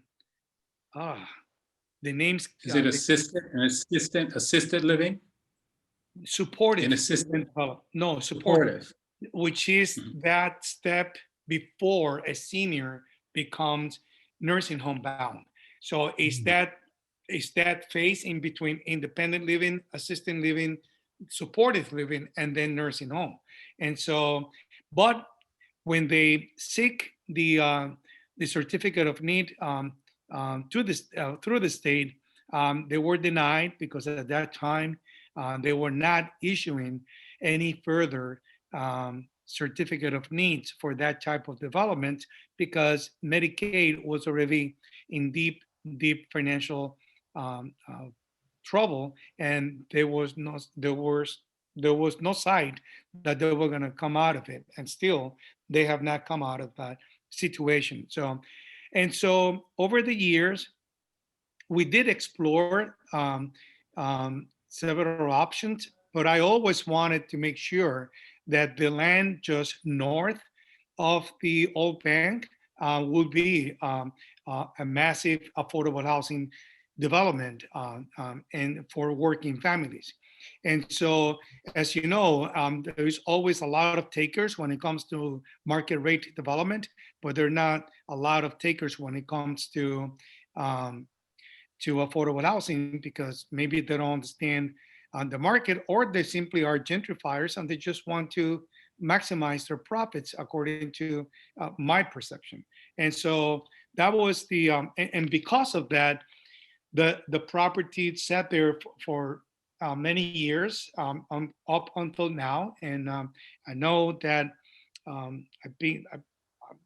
so I think that there's also some change in the helm of the family running the business from the original founder, the dad, and now the offsprings, and they are very reputable. I have never had any bad experience with them. Everything that they have ever said to me or committed to do, they have done so. So I have nothing but good things to say about them, to their integrity. Great. All right. Commissioners, any other questions to Alderman Maldonado? Okay, if not, thank you very much, Alderman. Appreciate you taking the time to join us this afternoon. My pleasure, President Perez, and you look very distinguished with your beer. Bye. Thank you. Appreciate that. Okay, Commissioners, the resolution, I'm gonna call the item up for a vote. The resolution before us requests authority for the Department of Planning and Development to advertise and issue a request for proposals for the purchase and redevelopment of the property located at 4000 to 4008 West North Avenue and 1616 to 1638 North Pulaski Road. Do I have a motion? So moved, Commissioner Butler. Thank you. First move, Commissioner Butler. Do I have a second? Second by Commissioner Cox. Thank you, Commissioner Cox. I'll now call the item up via roll. Signify by saying yes, yay, or nay. Vice Chair Newsom. Yes. Secretary Butler. Yes. Commissioner Brooks. Commissioner Buford. Yes. Commissioner Cepeda. Yes. Commissioner Cox. Yes. Commissioner Curtis, Yes. Commissioner Davis, Yes.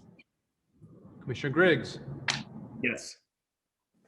Commissioner Rhodes, Yes. Commissioner Thomas, Yes. Commissioner Wheat, Yes. and Commissioner Bettis votes yes, and the motion passes. Okay, we're now going to go to item 4 on the agenda. All right, that's me, Metropolitan. Yep, so let me do the intro, yeah. So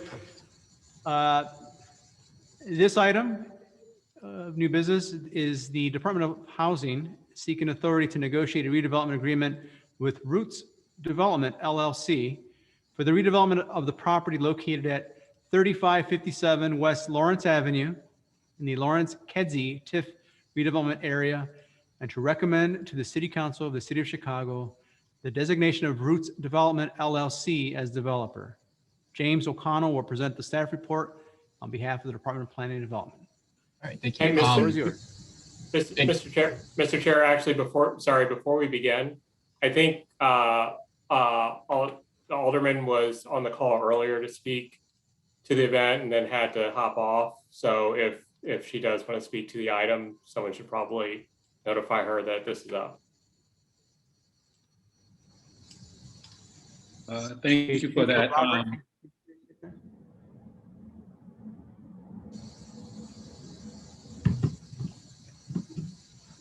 Is Robert going to reach out to her? I don't think the Alderman was planning on speaking. She wanted to be available in case called upon for questions, but I don't know if, Bob, you're going to reach out to her. Yeah, sorry, I was on mute. But yeah, so I'll reach out to her. Okay, so can you double Dutch in when you find out, please?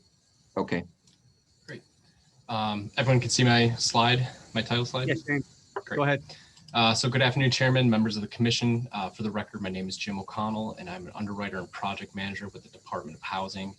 I am here today with Metropolitan Apartments located at 3557 West Lawrence in Albany Park and within the Lawrence Kedzie TIF.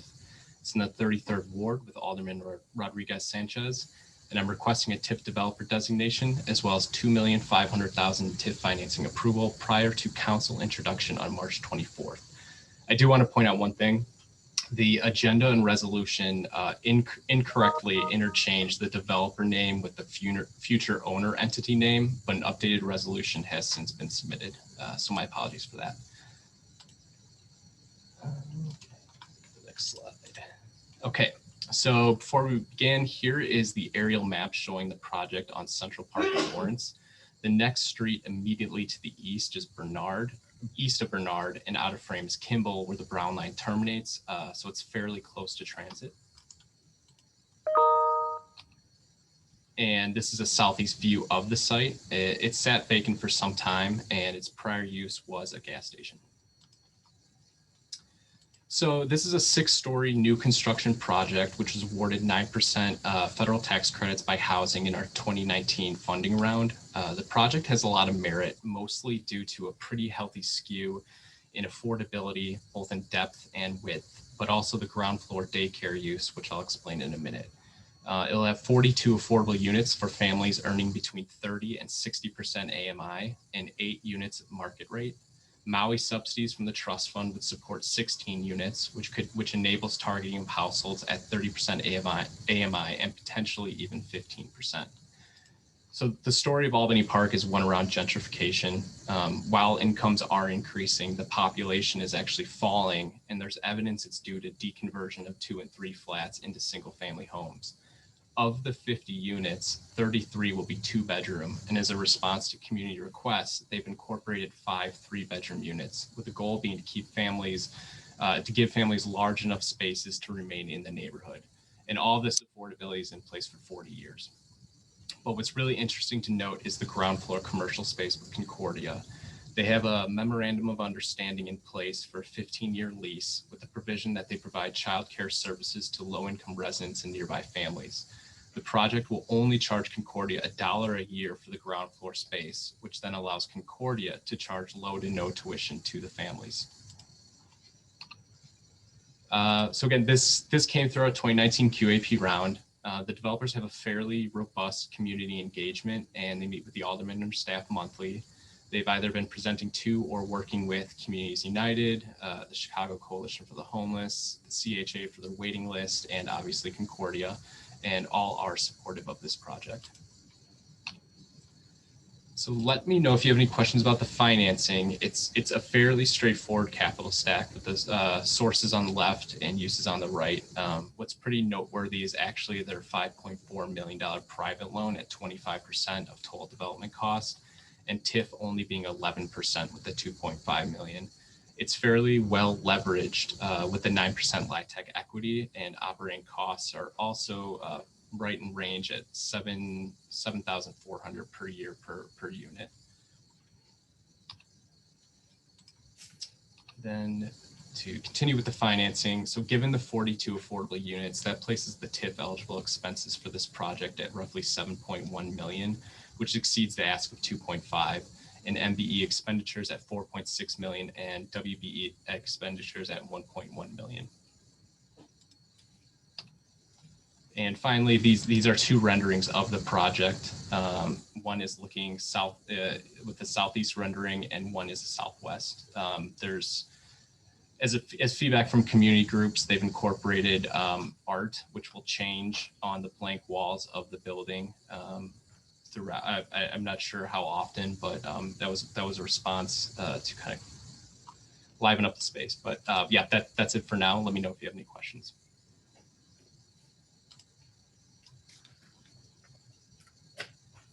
Commissioners, any questions? I have one question. Commissioner Curtis has his hand up.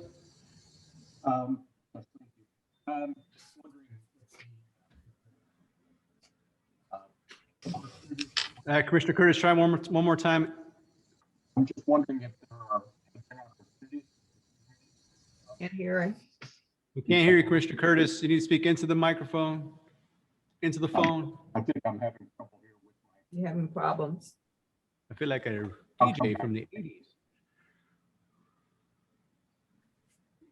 Can't hear you, Commissioner Curtis. We're gonna have to come back to you. Commissioner Vice Chair Newsom. Mr. Chairman, my question to Jim is which Clark Construction Company is the GC? That's correct. Clark Construction is the GC on this. Which Clark Construction? Is this Michael Clark Construction or? I'm not sure, but the Clark, the Wolf Point. It's the big one. The big one, the big one.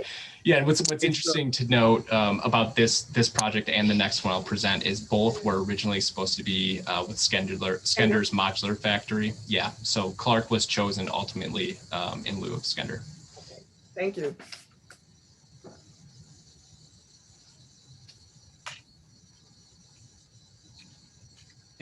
Can I ask a question on that? I'll probably ask it again for the next one too. Is there an opportunity, because I brought this up earlier, Clark is a $4 billion national general contractor.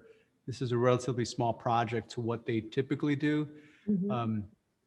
Obviously, from the standpoint of minority women business involvement, is there an opportunity still at the prime GC level for this project?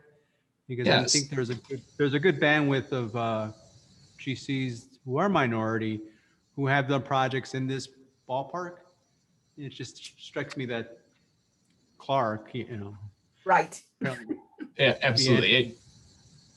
And that was a question within the department as well. And unbeknownst to me, this is not Clark's first affordable housing project. They are active in affordable housing throughout the US and actually in Illinois as well. This is just the first time in the city, but they do have an apprenticeship program. They actually got on a community call with Communities United and explained they have a program called Hire 360. And so they use local resources that are directly connected with the neighborhoods. But ultimately, a lot of the construction is union. So what it looks like is more of an apprenticeship to get locals into the unions and become contractors on the projects. But Scott Henry is on the call. He may have a little better, it might be better to better able to explain it. James, if I could, yes, and that's nice, but I'm talking about at the prime general contractor level, not the job seeker from the neighborhood who wants to work on the project. So if he's on the line, if he wants to speak to it. Yeah, Scott Henry or Aaron Weisner, are you able to speak to that?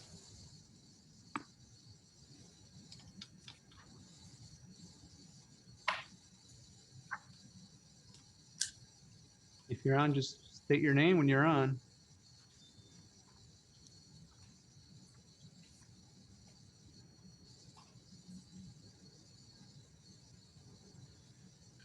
If All they're right. having technical difficulties, I can get an answer and work with Bob to forward it to the commission, if that's acceptable. Okay. Move that. You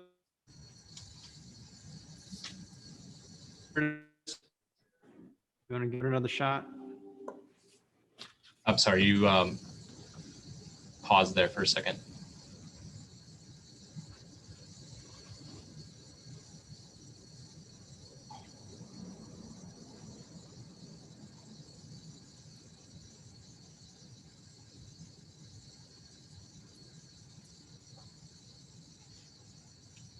Chairman, you may have froze.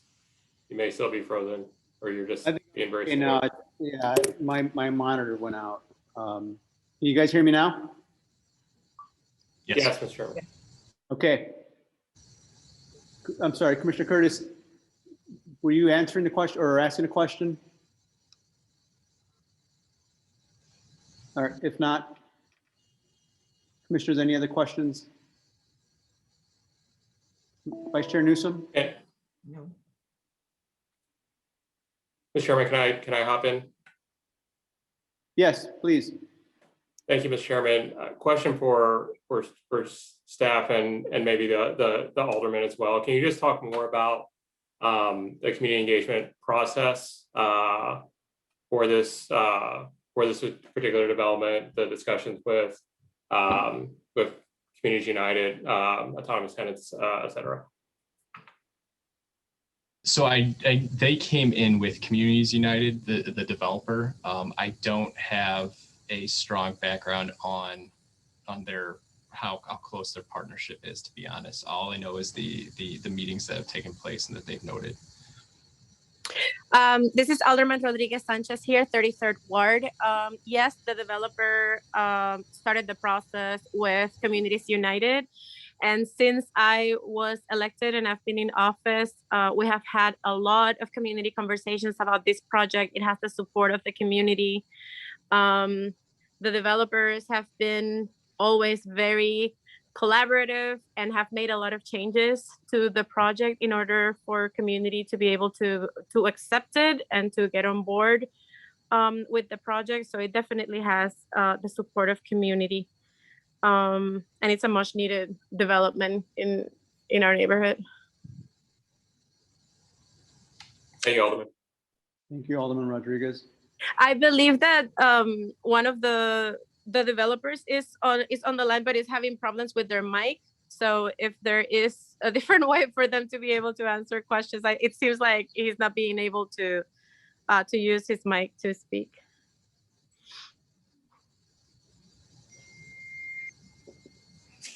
Vice Chair Newsom, you had a question? I'm trying to recall, I believe the agreement or covenant with the developer was for 15 years at $1 per year for the use of the ground level space for the child care center. That's correct. Okay, Yes. that is officially memorialized. They have a memorandum of understanding. Okay, and is there any anticipated other usage of the space after that 15-year period has expired? I do not know that, no. Thank you. And again, James, you said you were going to find out if there's still prime level opportunity in addition to Clark as the general contractor on this? I'll get a better answer around their Hire 360 program, and then I will get an answer regarding post year 15 for the ground floor commercial. Okay, I wasn't asking about the Hire 360. I was asking more in terms of Clark Construction as, again, just to reiterate, there's minority general contractors who can do work in this ballpark. Clark Construction being a $4 billion a year national behemoth really kind of crowds out opportunities at the prime level. I'm just asking if there's an opportunity for, at the prime level, opportunity where Clark can team up with somebody. Obviously, there's subcontracting opportunities, and I'm not mentioning that as well, but just kind of want to reiterate at the very high level as That well. makes sense. On the GC level, I got you. Okay, Correct. Thank you. Sorry about that. I'd like to second, what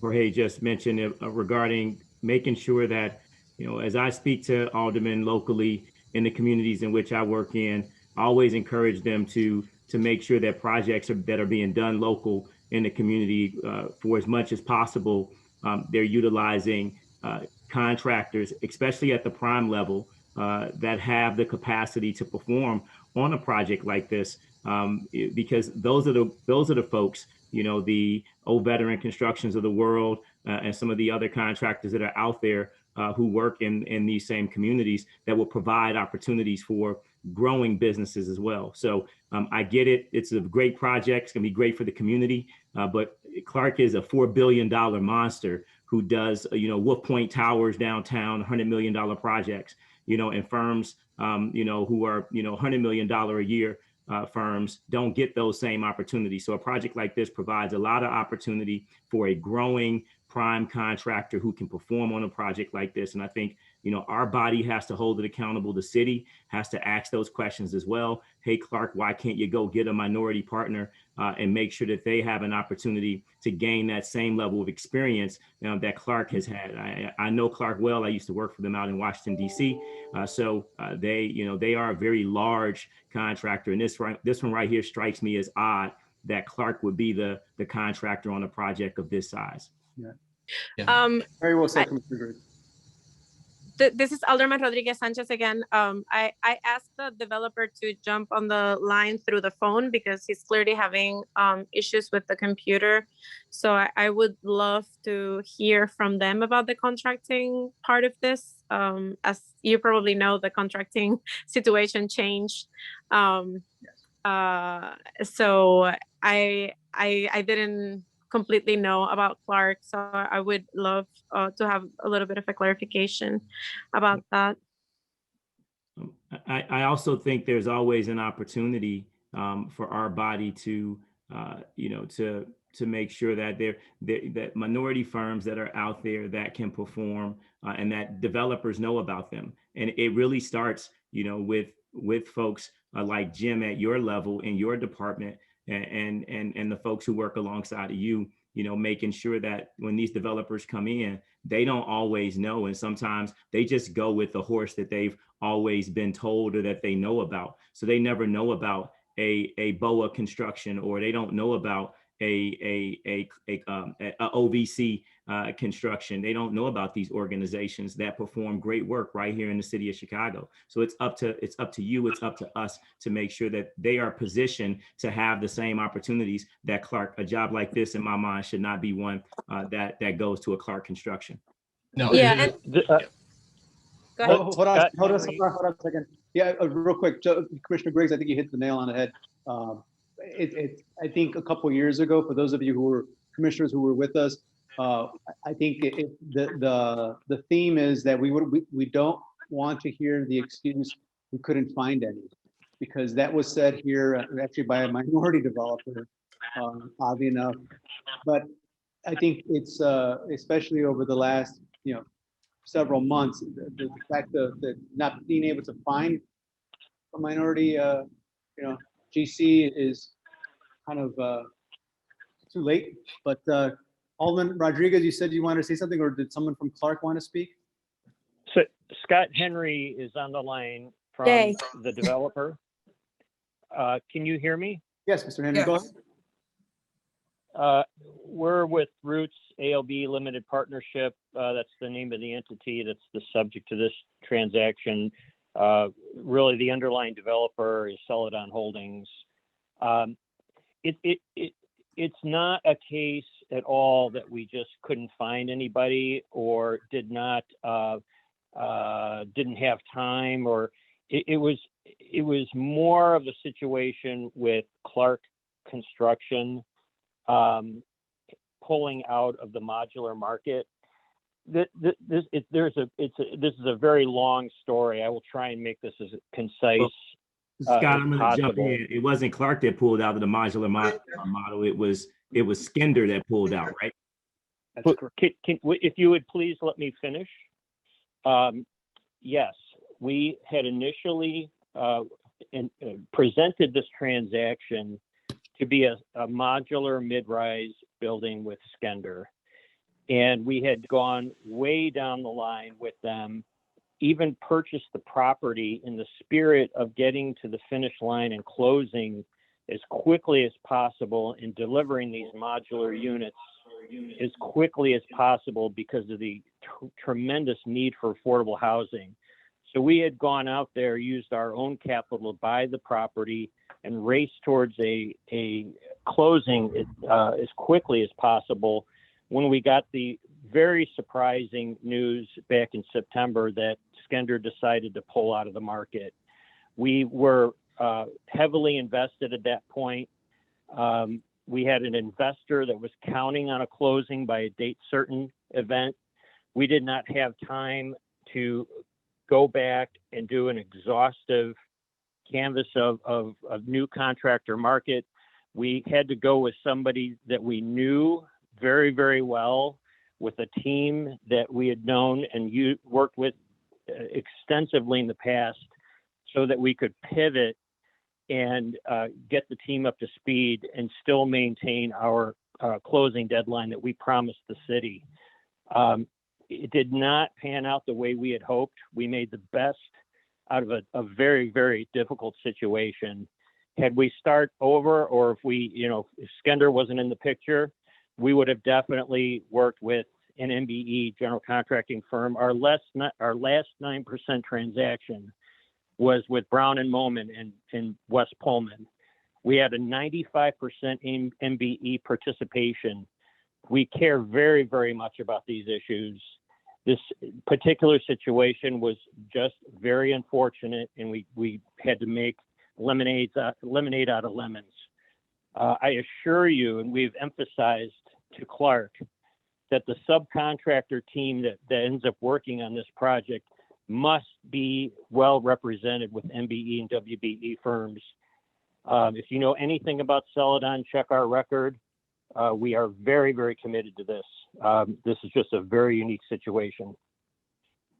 I'm gonna, again, I'm usually pretty quiet on these calls, but on these, on issues like this, because I'm from the west side of Chicago, and I have a responsibility, to my community on these calls, to hold folks accountable. And I hear you, and everything you just said is exactly why we shouldn't, be doing that. I get it. You got a relationship with Clark, but you also had a relationship with Brown and Moman. And I know Ernest Brown very well, and I wonder if he got that phone call or that opportunity to be engaged like your comfort level is with Clark. It's important that happens, across the city, which is the reason why the mayor's office has the Southwest program to try to create, opportunities for folks in those communities and folks and people of color.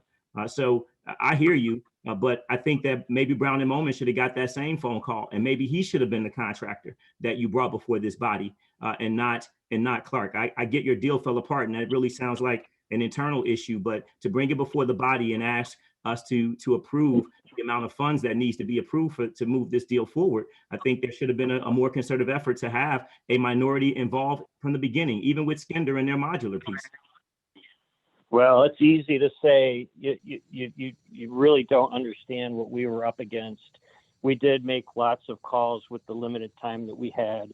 We did receive bids from other contractors that were all $3 million higher than Clark's bid. It was a very difficult situation. We feel, as the developer of record, that we made the right call.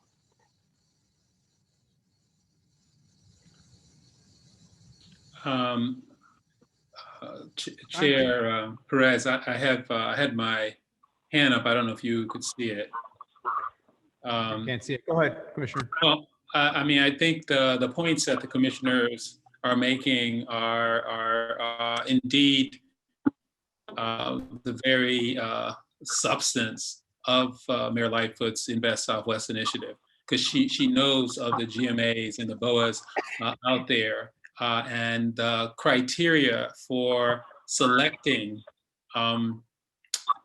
developers, architects, contractors of Invest Southwest is it's in the writing, it's in the criteria, so that we build that local and community wealth. So it's not by chance that those $67 million of work were all given to minority contractors.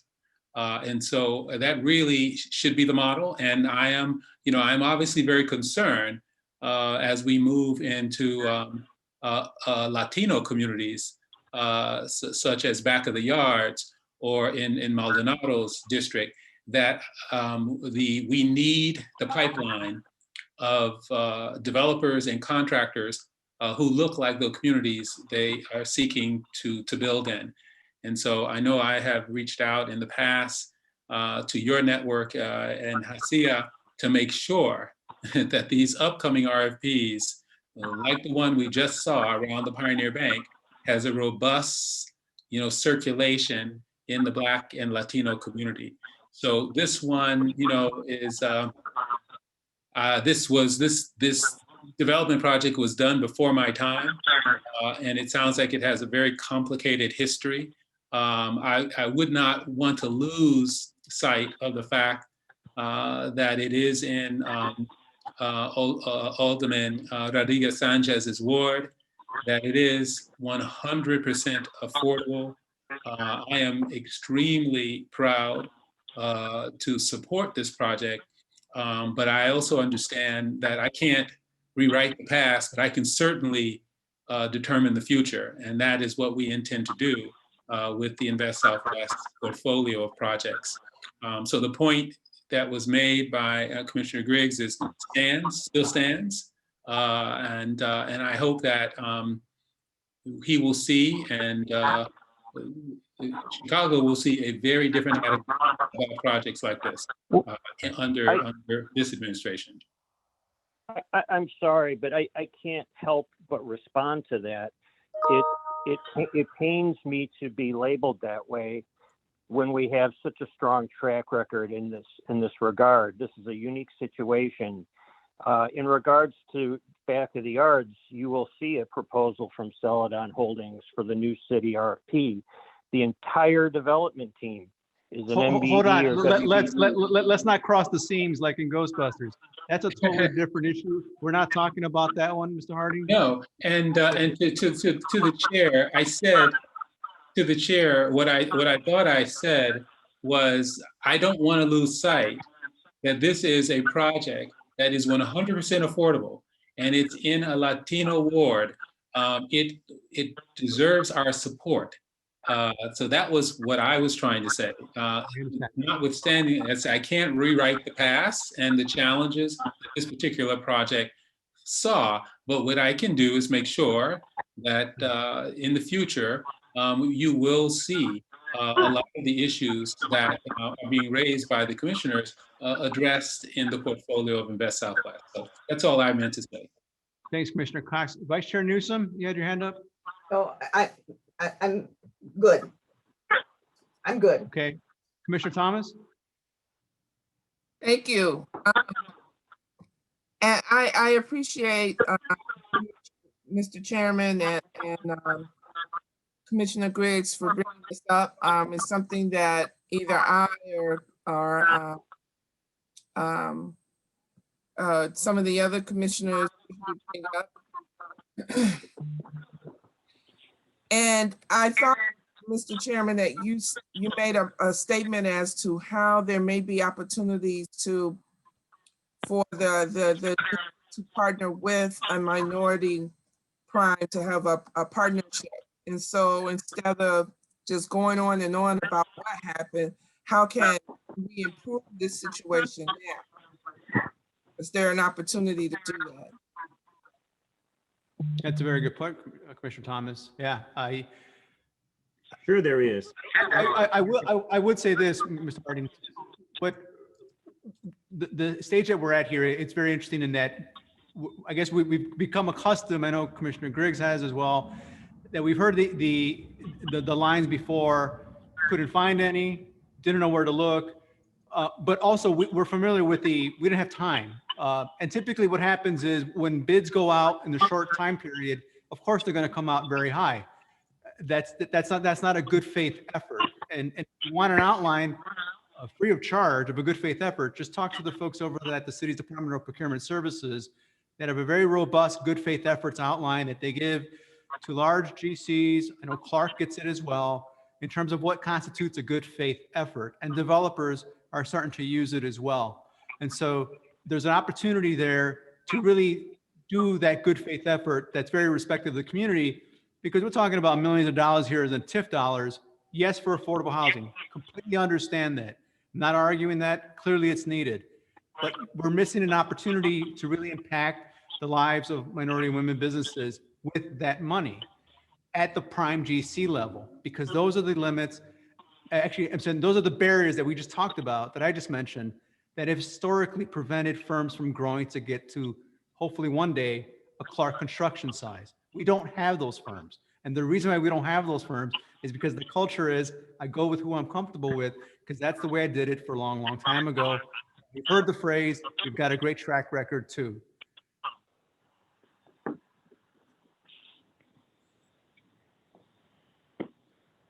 Commissioner Rhodes? I obviously echo what you're saying, Jorge and Cornelius, but I guess I was a little disappointed that they have only met the MBE WB hiring criteria, the 26% at a minimum. If you aren't willing to joint venture and have another GC prime in a community that should have that, at a minimum, you should be pushing yourself a lot more aggressively to get a higher level of MBE WB participation in the subcontracting level. I should note that that template just says that if they reach the minimum, that's the minimum dollar that they would go to MBE and WBE. They very likely will exceed that or could exceed that. Sorry. Well, I just would urge you to make that something that, if nothing else is accomplished today, that would be something that they would be, that it would be expected that they exceed that. Very good point, Commissioner Rhodes. Commissioner Wheat? Thank you, Mr. Chairman. I think if memory serves, and to the point of the chair and other commissioners, this is not our first discussion around issues of MBE, WB. And if I recall, this feels very familiar to a discussion we had probably in the late fall of 2019, maybe it was the winter of 2019, when we were still meeting in person as humans. And I do think that one of the questions and one of the realities is that this is a tough call to make for this body in this meeting, given kind of the nature of this discussion, because the only option to respond is to vote no.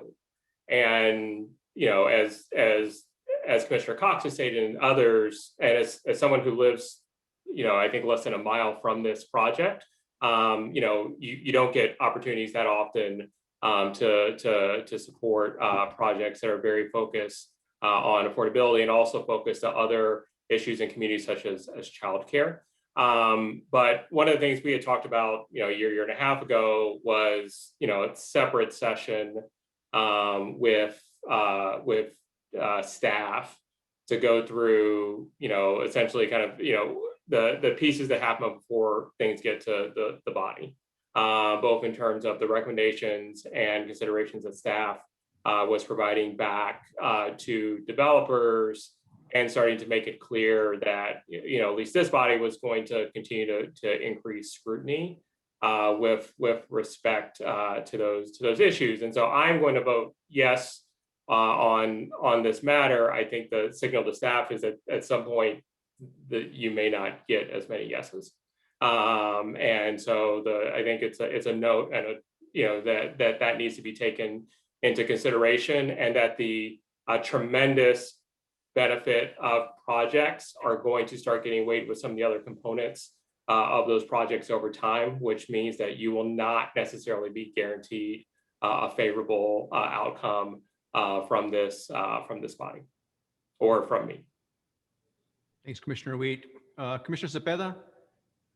Right. What I wanted to say is, well, if this is creating this kind of discomfort, and no one has been more concerned about this issue over the years than me, that and somebody made the point, and I couldn't see who it was, that it really starts right there in the department. It's like those calls. It's like that's where it is. By the time it comes out, and there's a list of who they might mail the information to, that subcontractor has no leverage whatsoever. It's just who the contractor knows and wants to include, and it's not really a good way to even run that business of minority participation. But if this is so upsetting, maybe it's correct to vote no. I mean, when is the message going to get there? Vote no and bid it out again and put it out so that, through the chamber and all the different chambers, and let's get some minorities to bid on it. Because if they know enough about it, they will.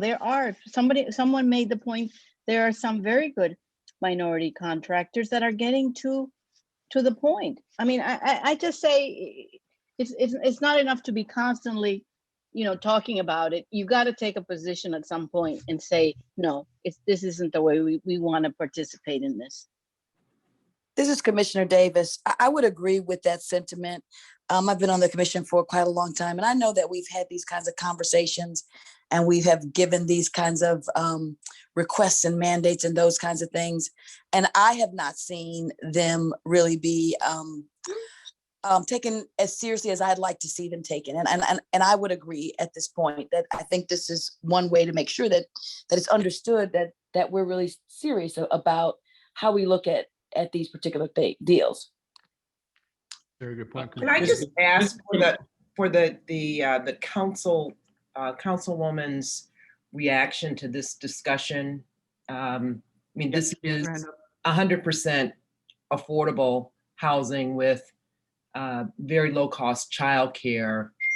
I'm just if the councilwoman has any remarks she'd like to share with us at this time, I think it's probably appropriate. Sure. I have my hand up to intervene in the conversation. I really appreciate this conversation, and as you all know, I've only been in this seat for a year and a half, and this is my first development that I'm working on, and it's a much needed development in our community. We are desperately in need of affordable housing for our people. We've lost so many people from the Latinx community in our neighborhoods because they can't afford to live here anymore. And I appreciate the conversation, and I absolutely agree that we need to be very aggressive in terms of the contracting work and making sure that our people are represented and are benefiting and are being able to grow. In this particular case, what I can say about working with Celadon is that they have been really open to working with community the whole time, and they have the process has been grueling. It's been really, really hard to get to this point, and I do understand the importance of making a point. I would hate to see this work delayed because my community desperately needs it. We are getting gentrified so quickly, and putting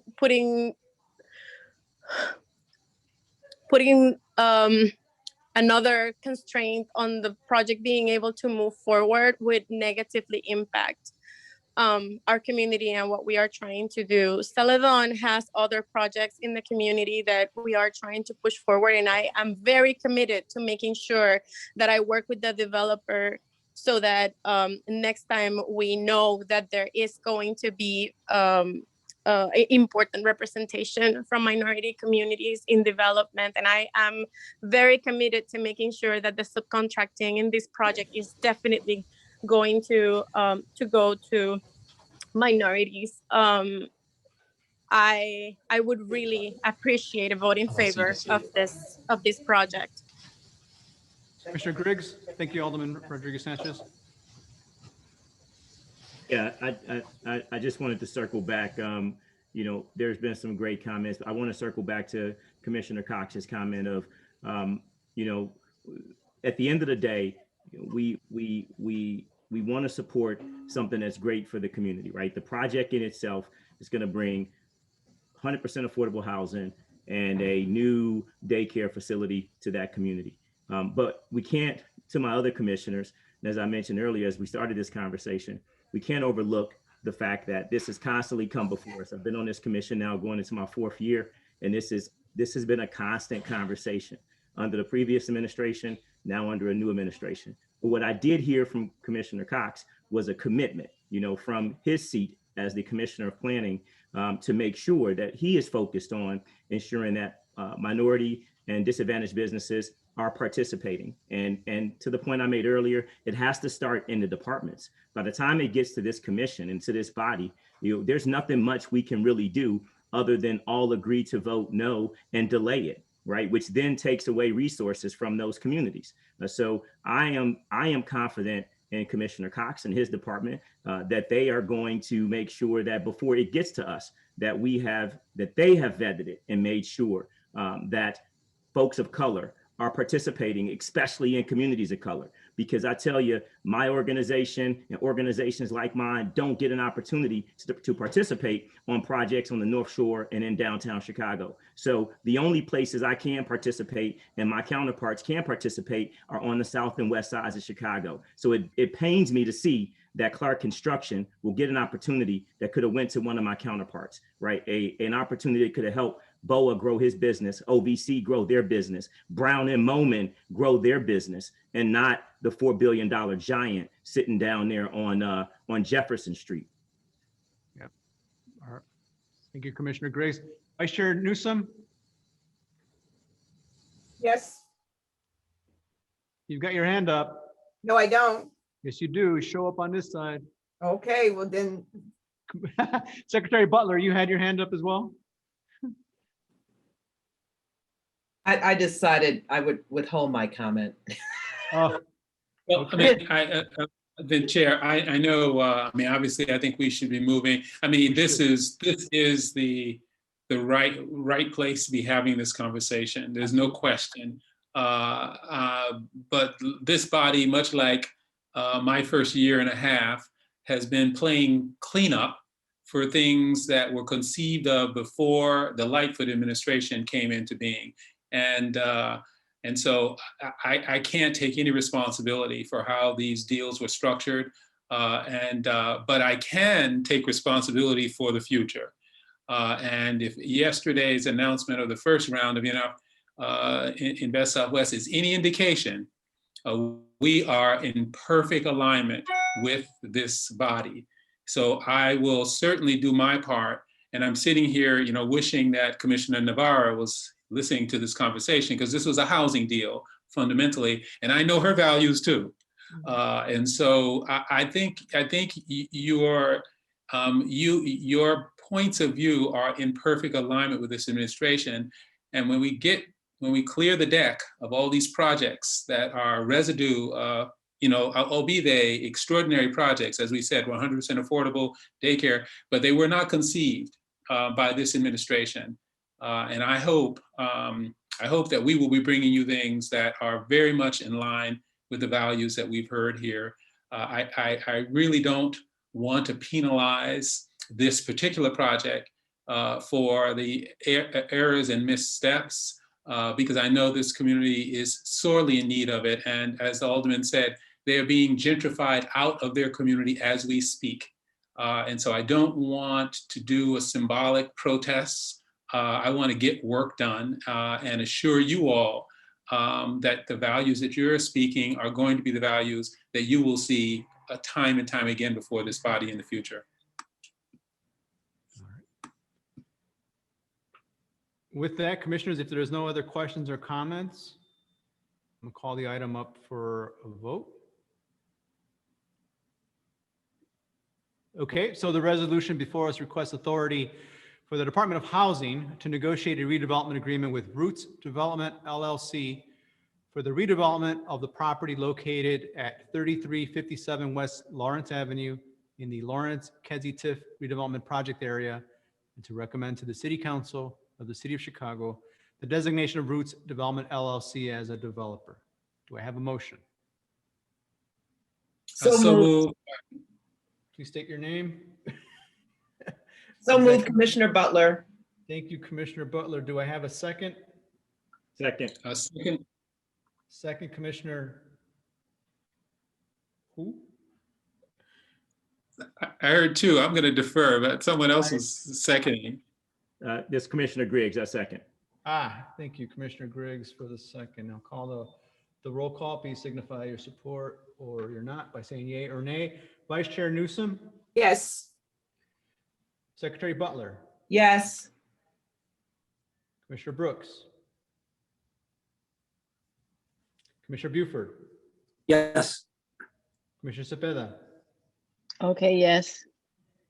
Commissioner Cox, Yes. Commissioner Davis. I'm sorry. With Commissioner reserv- Curtis. Commissioner Curtis. Commissioner Curtis? Commissioner Davis? With reservation, yes. Got it. Commissioner Griggs? Yes. Commissioner Rhodes? Yes. Commissioner Thomas? Reservations, but yes. Commissioner Wheat? Yes. Commissioner Bettis votes yes. Thank you, commissioners. The motion is carried. Thank you. For our final item of new business, the Department of Housing is seeking authority to negotiate a redevelopment agreement with WMH1 LLC for the redevelopment of the property located at 223 through 257 North Damon Avenue and 1951 through 59 West Lake Street in the Central West TIF redevelopment area, and to recommend to the City Council of the City of Chicago the designation of WMH-1 LLC as a developer.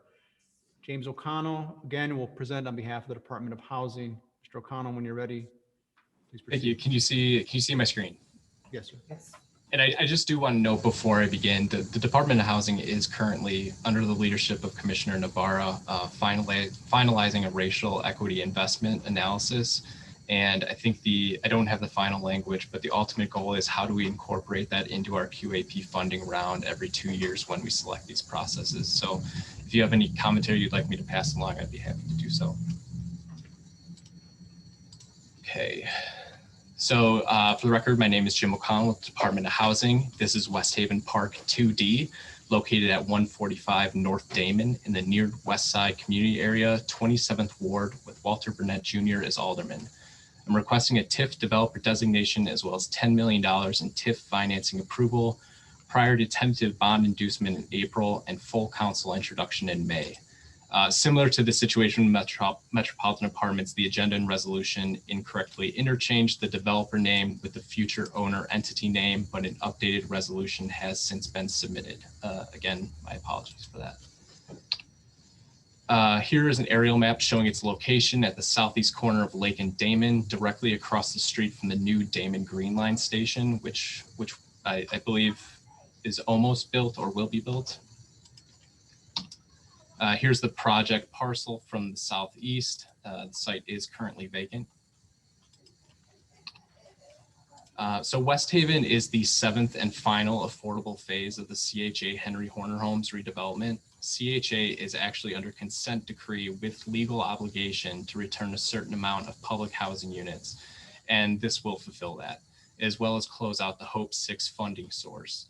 And what's most exciting is this is the first CHA plan for transformation site to be demolished and the first to go through these substantial changes and to finish. So it's a huge milestone for CHA and the Department of Housing and DPD.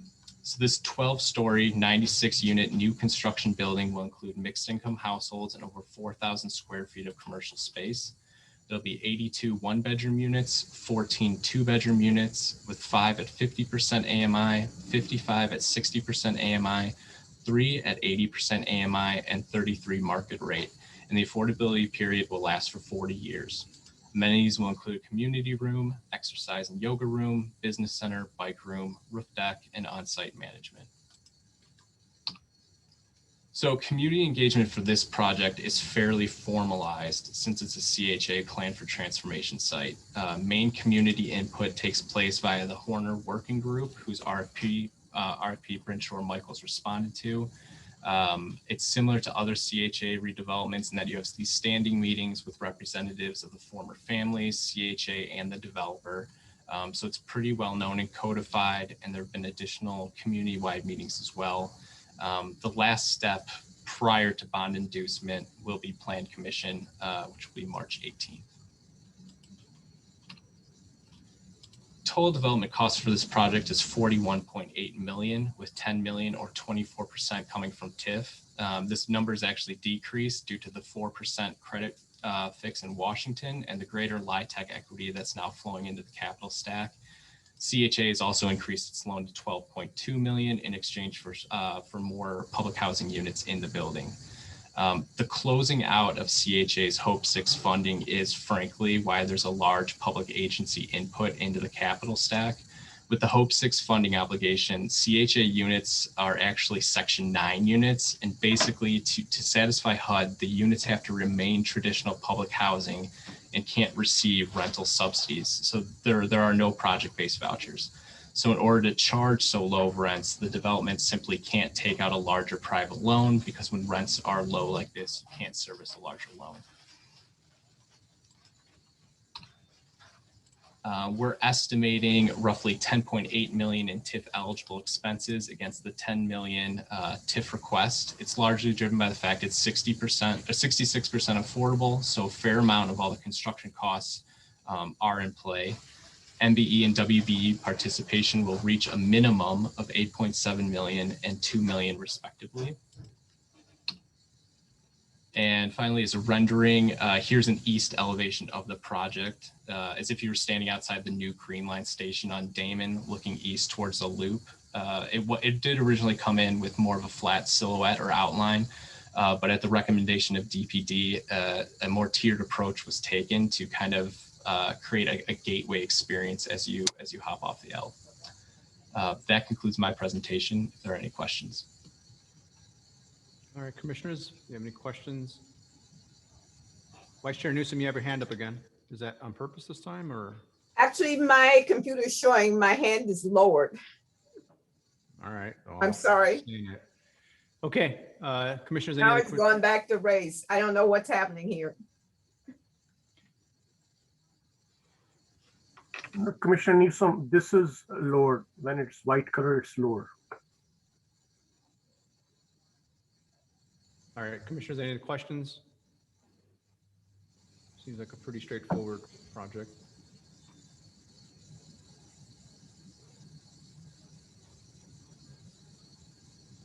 All right, not all at once.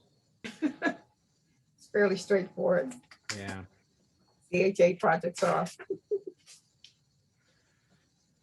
We should have put this one at the beginning. Yes. Here, no other questions or comments, commissioners. I'm going to call the item up for a vote. So the resolution before us requests authority for the Department of Housing to negotiate a redevelopment agreement with WMH-1 LLC for redevelopment of the property located at 223 through 257 North Damon Avenue and 1951 through 59 West Lake Street in the Central West TIF redevelopment project area, and to recommend to the City Council of the City of Chicago the designation of WMH-1 LLC as developer. Do I have a motion? So move, Mr. Chair, Vice Chair Newsom. Thank you, Vice Chair Newsom. Do I have a second? Second. Second by, state your name. Commissioner Wheat. Commissioner Wheat, thank you, sir. All right, I'm gonna call the roll. Vice Chair Newsom, Yes, Secretary Butler, Yes. Commissioner Brooks, Commissioner Buford, Yes. Commissioner Cepeda, Yes. Commissioner Cox, Yes. Commissioner Curtis, Commissioner Griggs, Yes. Commissioner Rhodes, Yes. Commissioner Davis, I'm sorry, Yes. I said Commissioner Rhodes,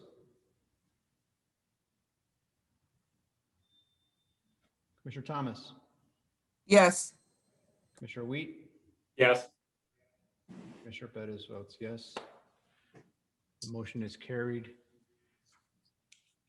Thank you, Commissioners. We're now at the end of our agenda. I would like to request a motion to adjourn. Do I have a motion? Mr. Chair, before we adjourn, may I make a comment? Sure, Vice Chair Newsom.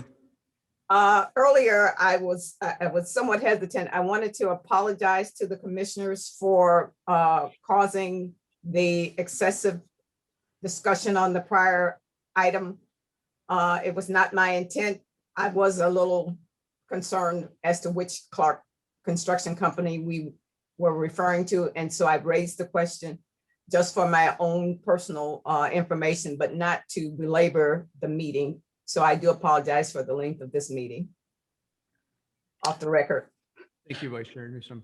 I mean, I might offer just a comment because to be honest with you, I continue to really value the rigor and of the conversation that this particular body has. I feel like this is exactly what these bodies are supposed to be doing on behalf of the city.